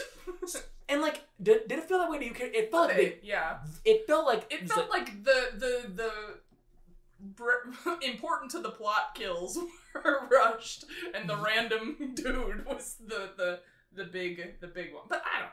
And the biggest one, I loved it. So and the biggest one that happened earlier was the ending line of the trailer is we have to go back to the Terrifier. Yeah. And in the movie she says that, and she goes back to it, and you don't see any of that. We don't need to see that. she comes back from the Terrifier, the events of the final chapter of the last film, with the magical sword, and then and we don't need to see any of that, also, I guess. Well, because I had never watched these movies, but me and Ryan did a double feature of them the night before we went to see the third one. So I watched all 3 of these movies within 24 hours. Oh, okay. And I was like, well, this rocks. But I had no idea there was a magical sword. That was the biggest surprise. I was like, what the... excuse me? So... The art lore is very funny because it's so confusing. Because he's like a demon from hell, and Sienna is a angel who was prophesized by her father to be the only one who can defeat the evil Art the Clown. And I'm like, whoa! The lore feels so what makes me crazy is it feels like it's just out of reach. It feels like I am so close to understanding it. And then it's like, actually, there's now just a pit to hell, and your sister's gone. It's like, oh my god. The Clown Zone? Yeah. What, the Clown Cafe, Ryan. I know. This, Sienna was non-Terrifier 1, right? Right, correct. Terrifier 1 Is that not canon? It's canon. Oh, it's very canon. It's more canon in this one. Yeah, because there's a character from the first movie who comes... She's present in the second one as well, but she becomes much more prevalent here in the third one. Kind of, because she ends up being possessed by the little girl demon. Yes. Who I guess was also just chilling for 5 years. In the bathtub. Yeah, for 5 years. They were just recouping their power, or maybe the demon did something else. If you have to recoup your power and heal yourself, maybe don't slit your wrist before you go down for the long nap. She's crazy, Ryan. That's true. That's true. She's just a wacky person. That's why she fucking figured herself with a knife. It was a piece of glass. Oh, right? it was a piece of glass. Weren't That's you right. paying attention? Sorry. Yeah, that was bananas. This movie, it's crazy. It's like nothing you'll ever see before, and I feel like it's for the people who are super into Saw for like the grossness. Sure. Except for Saw, the grossness is like mechanical, and this one it's very physical. And I think that's where a lot of the puking feelings people get come from, because like you're physically seeing a guy do this stuff. You're physically seeing someone get skinned alive and get salted. See, it's just so cartoony, though. That's true. It's literally this clown doing it, and he's just hamming it up the whole time. And that's true. Maybe that's a mental problem with me, where I'm like, well, this is just hilarious now, because there's a clown man making silly faces at the camera while he's doing this. But also the gore itself is very impressive technically, but it also looks very cartoony, because it's like... This is just silly. So Ryan, you watch these movies. You've seen them multiple times, and you're fine with it. Because I know you have. No, I stop looking at various points, but like they are entertaining. Yeah. Like there's bad horror movies that are just gory. Like there's plenty of Saw movies that I would not watch again. Sure, I would not watch Spiral again. It's gross, but it's also boring. But, like, this movie is at least entertaining because of the performances and the insanity and the respect for the practicality of it. Mm-hmm. So, like, there's stuff, like, I'll watch them, I'll be entertained by them, but I will not be like, these are more than, like, 2-star movies. Because I just can't tell myself that they are of that quality at the end. That's fine. Entertainment quality, especially watching them with Carrie is a lot more fun. Watching them with another person is more fun, because when I first watched the first just sitting and wallowing with it. Because like I watched the first one by myself. Ryan watching Terrifier movies with his arm crossed, like, this isn't very good. That was probably me at the first one in my like old basement apartment, just like listen. And then like I watched the second one in the theater with a lot of people who were very into it, but like I was like alone, and I was like, I'm getting that FOMO. People are loving this. People are loving this guy. Loving him. And I'm like, I just don't understand it fully. Like, yes, it's funny when he pulls out a regular gun and shoots someone. That's hilarious. It's just funny. But here's the thing, George. He loves killing people, but like when he has lost upper hand, he will just pull out a gun and shoot you, and he looks very upset that he has to resort to that. Clearly disappointed. Yeah, he's like, oh, I gotta kill you, but where's the fun? Where's the laughter anymore? David Howard Thornton's performance is insanely good. I love him so much. I really like my quote of like Art the Clown is the embodiment of if you love your job, you'll never work a day in your life. And that man loves killing. It's awesome. He just loves it, and you gotta admire that. It's such a good performance, and there's no lines. He does not speak. He's just doing he's a fucking mime, and it's the funniest thing I've ever seen. Like, this guy made mimes the best. His scene with the mall Santa was very funny. Oh my fucking god. He was very energetic in that, and so really carried the humor in that scene. The scene is Art sees through the window of a bar a guy dressed as Santa, and Art, this horrifying murderer killer man, is just like, because he's so hyped to see Santa Claus. So like he comes in and starts acting like a kid, like sits on his lap, is like clapping his little hands. It's very silly. Also, George, Clint Howard's in that scene. I flipped out.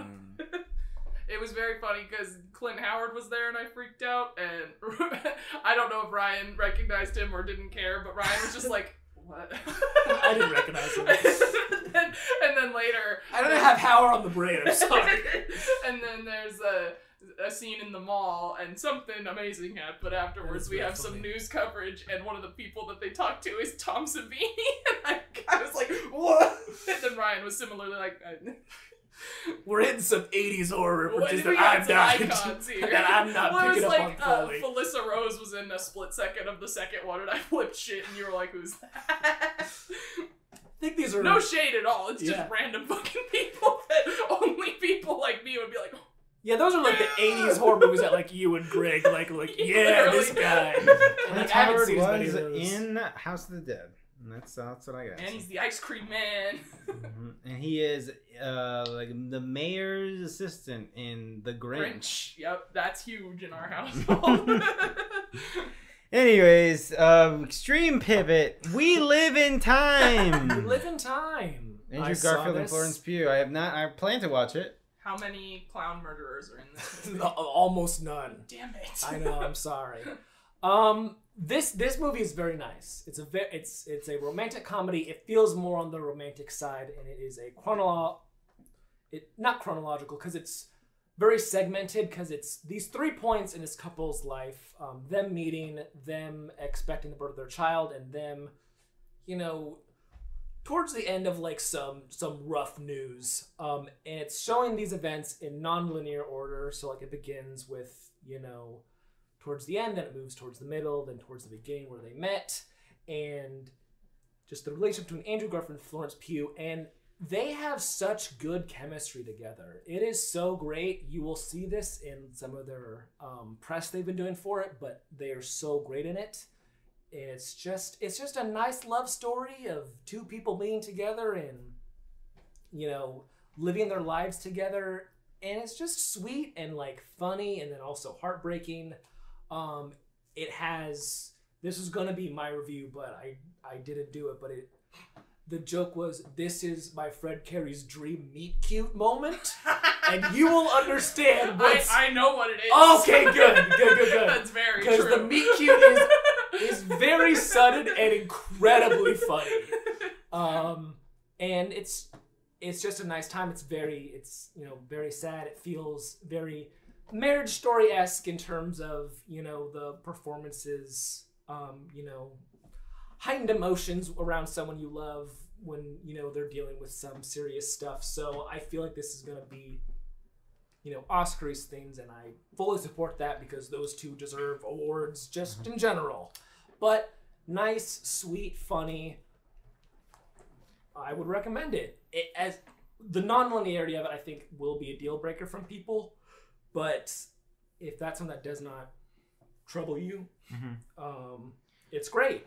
I gotta say, and it has a very vague ending where you're like, "What happened?" And has it opened everywhere now? I think so. I gotta say, I think it's gonna have limited showings, at least I've noticed. That's the thing. If this movie cannot bring back the normal movie, you have Andrew Garfield, you have Florence Pugh in this adorable fucking love movie, like the most normal. Like this movie would have made $200 million back in the day, in the 90s or 80s. This would have murdered. And if this can't get butts in seats, back then all you needed was two pretty people, and people would see the movie. And they are very pretty in this movie. I think people in their 20s and 30s watch this, but like no one else are not, like older folks are not interested in watching this. No. So which is a big demographic of people who go to the movies, I guess.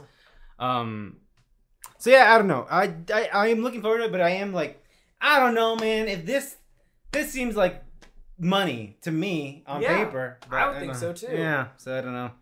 Anyways. Very nice. It has this, motif. It's called We Live in Time. Counting down the time you have with these important people in your life. Obviously, with this movie, it's, a partner, love interest, and it's very nice. It's interesting to think about. I definitely want to see it again someday. But nice, great movie. Love it. Smile 2. This movie will make you smile. Parker Finn is back. This time with Naomi Scott. We're back. Smile Monster. He's still out there, folks. He took over Kyle Gallner in the last one, and he's still at large. this is a bigger version of the smile gimmick. I don't know if it's as effective. It's fun, I think. But I think that's where I kind of left with, like, yeah, it's fine. I don't know. What do you think, Carrie? I liked it a lot. I enjoy the amplification of certain things from the first movie, because the first one feels a lot more intimate of this one woman's life falling apart and her being perceived as insane by all the people around her, but this one is just... Scope is very restrained to the classic horror, It's just her and the people driving around, finding people who you survived the smile. And it's about her confronting trauma in her past with her mother and her trying to sort all that out with her family. And then this one, we have our pop princess main star who is struggling with trauma with herself, and I find that an interesting change of pace, and I think that is a good direction to take it in. And she gets roped into the smile curse via a drug dealer because she is trying to get more prescription medication for her back, which is bothering her, but because she has a history with abuse, she is not able to be prescribed anything stronger, and he was roped in from the fallout of the Kyle Gallner. The Kyle Gallner thing, yeah. But yeah, I think this movie's really cool. I think it has a lot of fun moments, and it feels like the Smile filled a similar niche. Smile 1 and Smile 2 both feel like the best version of a cheesy... This wasn't Blumhouse, was it? No, it's not. It's just Paramount. Okay, this is like the cheesy, best possible high tier version of that tier of 100%. Movie, like normal horror movie people. Yes. like not weirdos like us, and not people who hate like mid-grade horror movies. Yes. This is like top tier franchise, in my opinion. This is the best stuff. I think the Naomi Scott's performance is certainly she's very great in this. She committed to a bit. Also, that haircut is fucking great. It's a great haircut. It's insane. It looks great. Because the protagonist of the first Smile didn't really feel like anything. It just felt like person. But this fills the role of the Blumhouse character. Yeah. But this felt like a more lived-in person. A character, And I was starting maybe I'll like this one, but I really hated the ending. It's a problem. The Smile guy is too OP. Is my problem. He is too OP, but I just also go because with the Smile stuff is I don't know what's real or not. Yeah, and I just feel like they went too far with that. Where now it's just now it's just not interesting because the last 40 minutes didn't happen. Yeah. I guess, and there was some cool stuff on that. It feels like a cheat way for a writer. Yeah.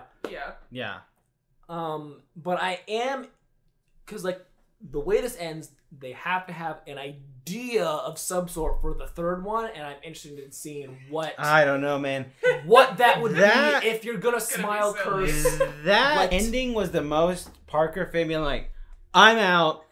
You figure that. Have fun. I'm gonna go remake Possession, I guess. That's what he's doing next, by the way. So, wish me luck. Bye-bye. Right, well, see, I like these movies, but I don't know if he's ready for that.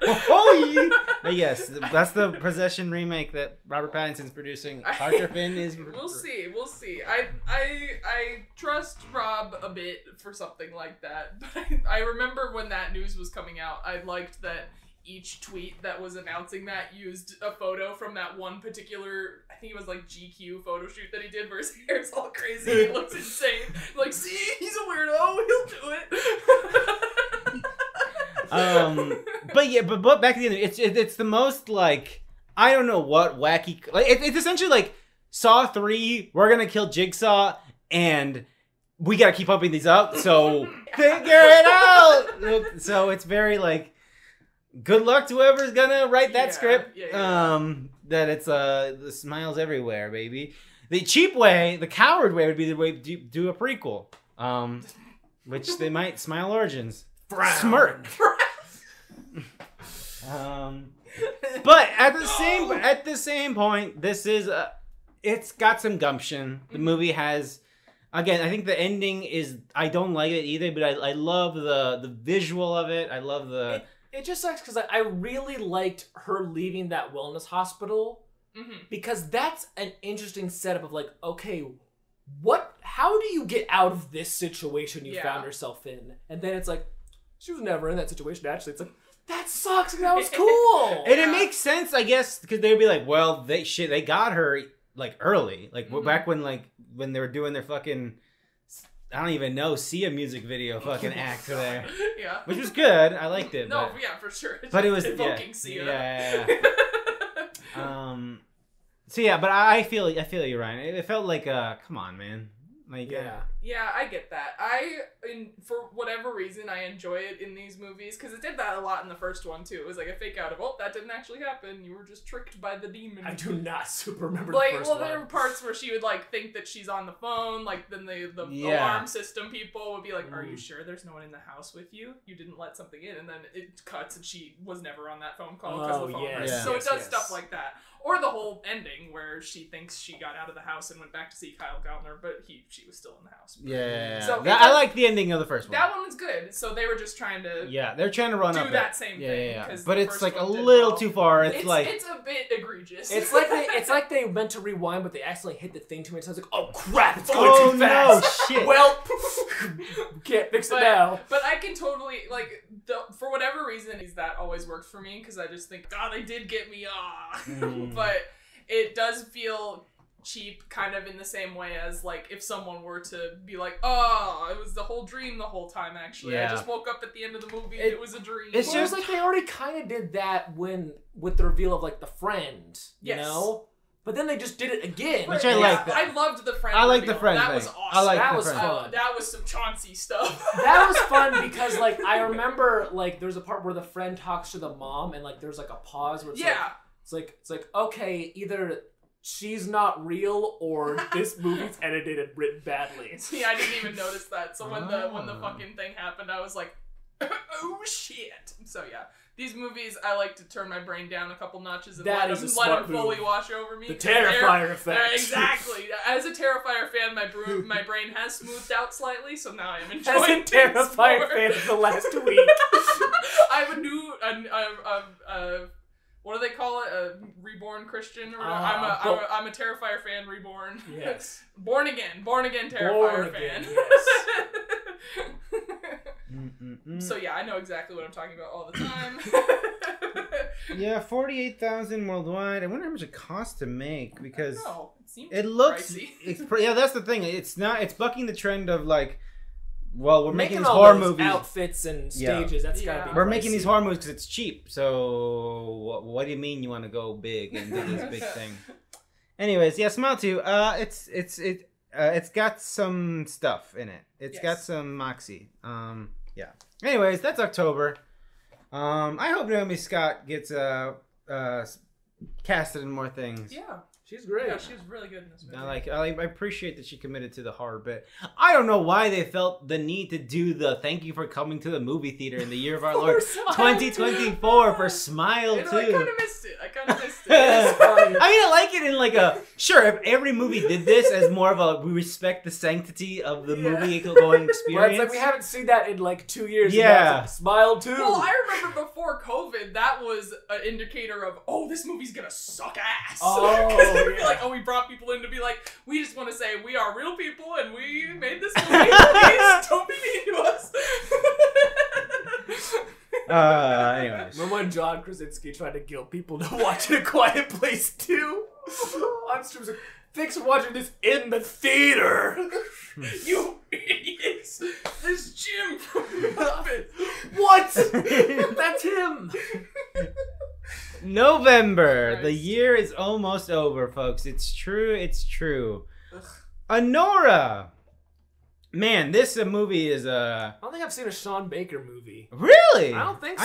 I need to watch Florida Project. Florida Project's really good. I need to watch that, yeah. Anyways, this is being hyped to high heaven. Jesus. Holy moly moly. Excited.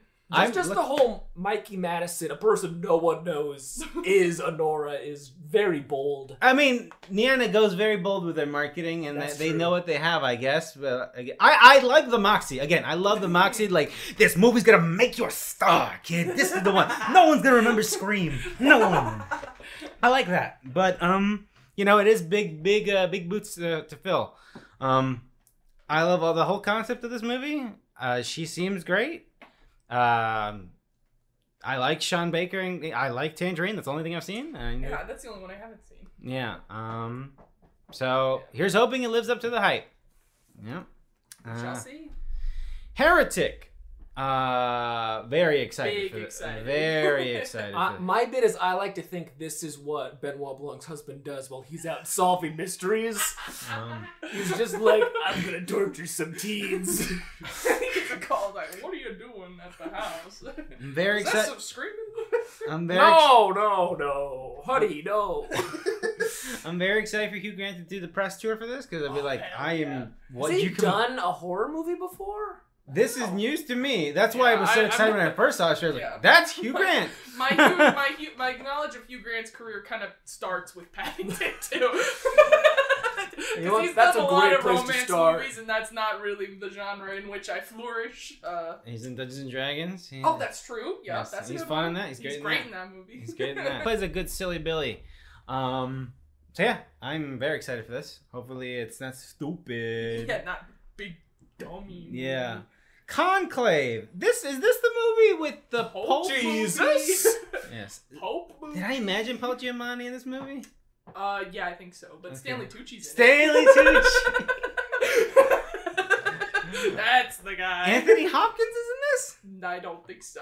I'm just making up old guys. You're thinking of guys who would play a priest. Yeah. He might be. I'm trying to fill a priest character here. Can you give me like just... Ralph Fiennes. Ralph Fiennes! Ralph Fiennes! That's who I was thinking. And Isabella Rossellini. Yes, baby. And John Lithgow, everyone's favorite. Oh, I was thinking of John Lithgow 5 minutes ago in the bathroom. That's his demographic. Bathroom users. Anyways, I have not seen the trailer for this played at a movie, but I wasn't paying attention. Yeah. It's like... It's like we're about to elect a new pope, but there's some big drama about it. Yeah, I bet. I have no idea. Is it all the pedophiles in the church? Yeah. I hope it's that drama. Yeah, I don't know. It looks. No, it's financing. It looks like this year's Oscar bait pope movie. They knew and they let it happen. They knew there were two popes and they let it happen. God, that's not what we're mad about. Now that's a fucking fake movie. Who still thinks about the two popes? Remember the show The Young Pope? Nope. I do, yes. There was a Showtime show. I remember that it existed. I didn't watch it, but I know that Jude Law is the young pope. The young sexy pope? He was sexy. That was his thing. God. That's what's going on under the robes. Sexy pope. And that's the only thing happening under the robes. They let it happen. My folks. God. Once again, I think it's been a year plus of me saying I want to rewatch Spotlight. It's a very good movie. I've never seen it. It's a very good movie. Anyways. I remember I was at my parents' house and it was on like a movie channel. I turned it on and it was the scene where the dad was explaining the stuff that the priest did. And my dad was like, what the fuck did you just turn on? Anthony Hopkins was one of the two popes in the two popes. So that was what you're thinking of. I was like, I think that might have been Anthony Hopkins. The most real movie to ever exist. The most... No, not that. Red One. The most real movie, the most movie to ever exist. I got an ad for this on TikTok, and it was just too much information. I was like, what are you talking? J.K. Simmons is Buff Santa. I thought we already did Buff Santa with Kurt Russell the other year, but now it's him, and who else is there? All these fucking dipshits who I hate are in it. Dwayne Johnson is Lucy Liu. Karen Shipka. Karen Shipka is Grilla. I love that. Karen Shipka is Grilla. Barry Keoghan is Keurig. Keurig. Yeah, I think he's Keurig. Does this have... Nick Kroll is Ted. Does this have... This has a... Captain America? Yeah, I was going to say, I think Chris Evans. Chris Evans, yes. Yeah, this movie looks insane. Man. The director... Dwayne Johnson. Oh, man, really... I was trying to talk shit about this guy, but... Because he did the Jumanji movies and Bad Teacher and Sex Tape. But he did do Walk Hard, the Dewey Cox story, which is I need to watch one that. of the... It's just one of the best. I need to watch that movie. It's just great, that you know? That movie's very funny. Yeah. Well, it seems like that was his only good movie. Yeah. So. This is gonna be in theaters, right? Oh yes. This is not Netflix. I know it screams it's like, coming to Netflix on like Christmas. The but Gray no. Man or whatever. Yes. Is this It gonna seems like a sequel to Red Notice. Not that. It's not that. I thought this was legit a sequel to Red Notice. Is this gonna be the thing that finally humbles Dwayne Johnson? I thought that was Black Adam. Somehow it didn't do that. What's the quote about the power paradigm? The Hierarchy of power is going to shift in the Christmas universe. Sure. Great Deadpool and Wolverine joke. Alright, yeah, if I would have seen that movie, I definitely would have laughed at that with you guys. Thank you. Wicked. Finally, after like a decade plus.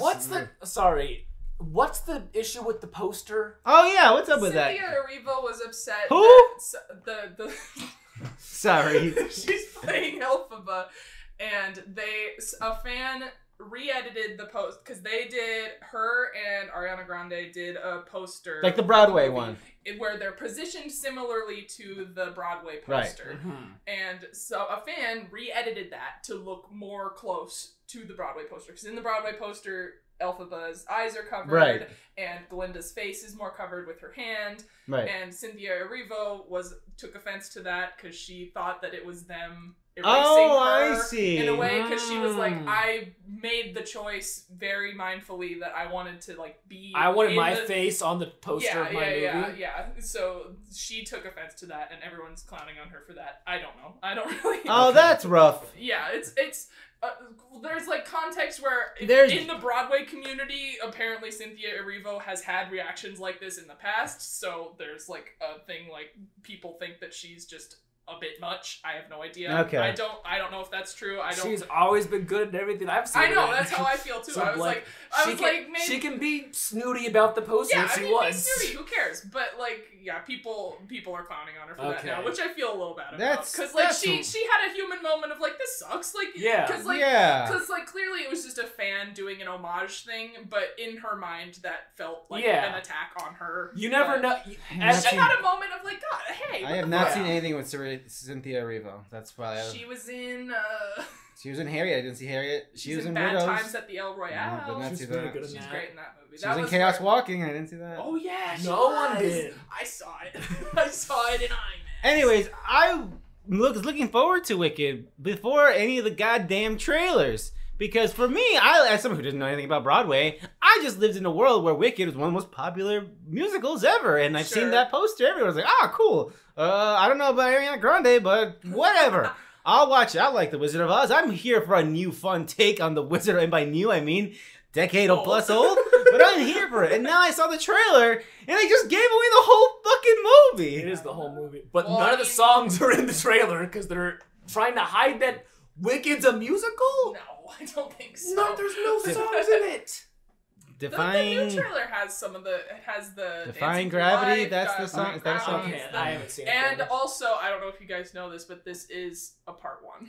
That I was asking that too. This is part 1. I did not know that. I wasn't. Marketing worked. When it first came out, it was Wicked Part 1, but then that's the aspect that I feel like they've been hiding, that this is a part 1. They have successfully hidden from me. Because the track listing came out and Defying Gravity's at the end, and that's the intermission mark of the show. So it's Have you seen this? I watched it. I haven't seen it live. I watched it a couple times forever ago. I need to rewatch it to refresh. They have like a. I think I watched it on fucking YouTube or something. Oh, but I'm sure there's a good accessible. I never know the best. I never know the best way to watch. Yeah, Broadway stuff is hard. I think there's a streaming service that does Broadway. Yes, there is definitely one. Interesting. I am fascinated by this now, Carrie. Okay, so was it known that this was a part 1? Initially, it was very much. So, but they just stopped talking about it. It feels like the It effect, where they're just this is it. Dune. This is Dune. Dune. Exactly. Or like Spider-Verse too. Sure. Because it originally was part 1, and then they got rid of that. But yeah, this is a part 1, and I feel like they haven't mentioned. I feel like it's a marketing thing where they want to get people who were into it hyped, but then as it gets closer, they hide that for the regular people. Yeah. I guess they didn't pull a fast one on me and Dune because I was like, "There's no way in hell you're gonna put that in one fucking movie, dude." Yeah. So. But yeah, so we. Okay, so maybe So that makes me feel better. So yeah, the trailer that didn't makes give away me feel a lot better. There's a whole other thing. Okay, that makes me feel so much better then. Okay, cool, great. I will watch Wicked now. I'm excited for Wicked. I'm really My excited. favorite thing is when we saw Twisters with the bros, the Wicked trailer played, and someone in front of me said, "Absolutely no way!" Yes, I do remember. And in like an angry way, or yeah, like they were way? upset. Oh. Like they were upset that they had seen a green woman. Ariana Grande. Gladiator 2. Who's this for? People who like the film Gladiator in the year 2000. 50-year-old men. 2001, yes. Or people who really like... they saw it in their 30s and now they're 50, so yes. Yeah. Is there anyone from the original one in this? No. No clue, I don't think so. Because all the one I know in the first one is Kurt Russell. Russell Crowe. Kurt Russell. That's okay, I do it all the time on this podcast. That just made me laugh because I was thinking about Russell Crowe. Yeah, compared to Kurt Russell. Kurt Russell's The Exorcist. No, The Exorcist is whatever. Russell Crowe's The Exorcism. Yeah. Anyways, yeah, I don't know what to feel about this movie because they market it to me like it's a big deal. I'm like, I haven't seen it. I don't know, man. No. I don't. I feel like this is gonna be Denzel Washington looks cool. movie that makes no boo up money. I am not entertained. Yeah, so yeah, this does nothing for me. I like that Joaquin Phoenix is in the first one. He's like one of the royal guys. Oh, I was gonna say, but I feel like this movie and Megalopolis are movies for those guys who apparently think about Rome every day. Yeah, I Roman guess that's Empire. Roman Empire every day. Someone told all the people who make movies about how Roman Empire's a meme, and they're like, this is big with the male demographic. It's huge. we gotta make more Roman Empire movies. I remember when that meme was happening, I was like, there's no way a person literally thinks about the fall of the Roman Empire every goddamn day. That's why it caught on, Ryan. It's funny. It's funny, but it's also like some people be like, actually I do. And it's like, are you joking? Because like I would hear that from people in my office who don't joke that they do. And it's like, what the fuck is happening? Who are you people? What's going on in your brain? Like, this is like you won't believe it's not a bit. Yeah. Anyway. I'm the one in the office who does bits. And even I think this is stupid. Moana 2. Is this actually coming out? Yeah, somehow, yes. They're not I haven't heard shit. I saw it on the website that I was looking at, but I was like, I haven't seen a trailer. I haven't seen a single thing about this movie. This should make $1 billion. Moana good? Should. I think Moana's fine. Moana's fine. It's true. I like that pig. The pig's cute. Yeah. I just really like the ending. So, anyways, that's that. I don't know what Queer is. This is a this is Luca. This is Luca, and it has Daniel Craig in it, I think. And I don't know a whole lot about it. It's just about. I didn't realize this was coming out so soon. Yeah. Wait, Lucas and Luca Guadagnino? Yeah, and it's just about a queer love story between two older men, from my understanding. I don't know a whole lot about it, but Leslie Manville's in it. Let's fucking go, dude. But yeah, it's a Luca film, so obviously it's like great. It has Daniel Craig, so obviously great. So I don't need to know much more. I'll be there. Yeah, I am definitely excited for this one too. And I heard it was doing very well in like some festival stuff too. So okay, sick. And I think the Dune TV show. Yeah, I think the Dune TV show comes out in November. It's about it's a prequel. Duncan, Idaho? No, it's I think it was originally called The Sisterhood, and I think it was about like the ladies. The Bene Gesserit? Yeah. The Powerade but they drinking. changed it. Wait. But they changed it to Dune Prophecy, so I assume it's probably about the Bene Gesserit. But I think it's still about the lady people. So I still think it's very weird that we live in a world where Dune was super successful, and people know Dune about the Bene Gesserit, and then people know that we work in Muad'Dib, and we work in our plans are measured in centuries. Or that's very strange to me. Yeah. No. I will not be watching the Dune TV show. I will also not be watching the Dune TV show. I might see how it goes and then binge it at some point, but I don't know if it's going to be a week-by-week thing like it is for Penguin. Is Timothy going to be nominated for Best Performance from a Male Actor for Dune? I think people will have forgotten that movie. Yeah, by the time I literally keep forgetting that Dune. I don't know, man. People can't stop talking about the Muad'Dib and the, you know. That movie feels like it came out 2 years ago. Incorrect. Anyways. Well, Ryan, where can folks find you? Letterboxd.com/filmpiece. That is me. I watch movies and then I will say something about them in a review-like format. But don't call it a review, because it is just a random spillage of thoughts. Okay. Carrie. Really sold people. You really grasped the concept of this app. Yeah. I know how this thing works. You can find me on Letterboxd just by searching my first name, Carrie, Karrie.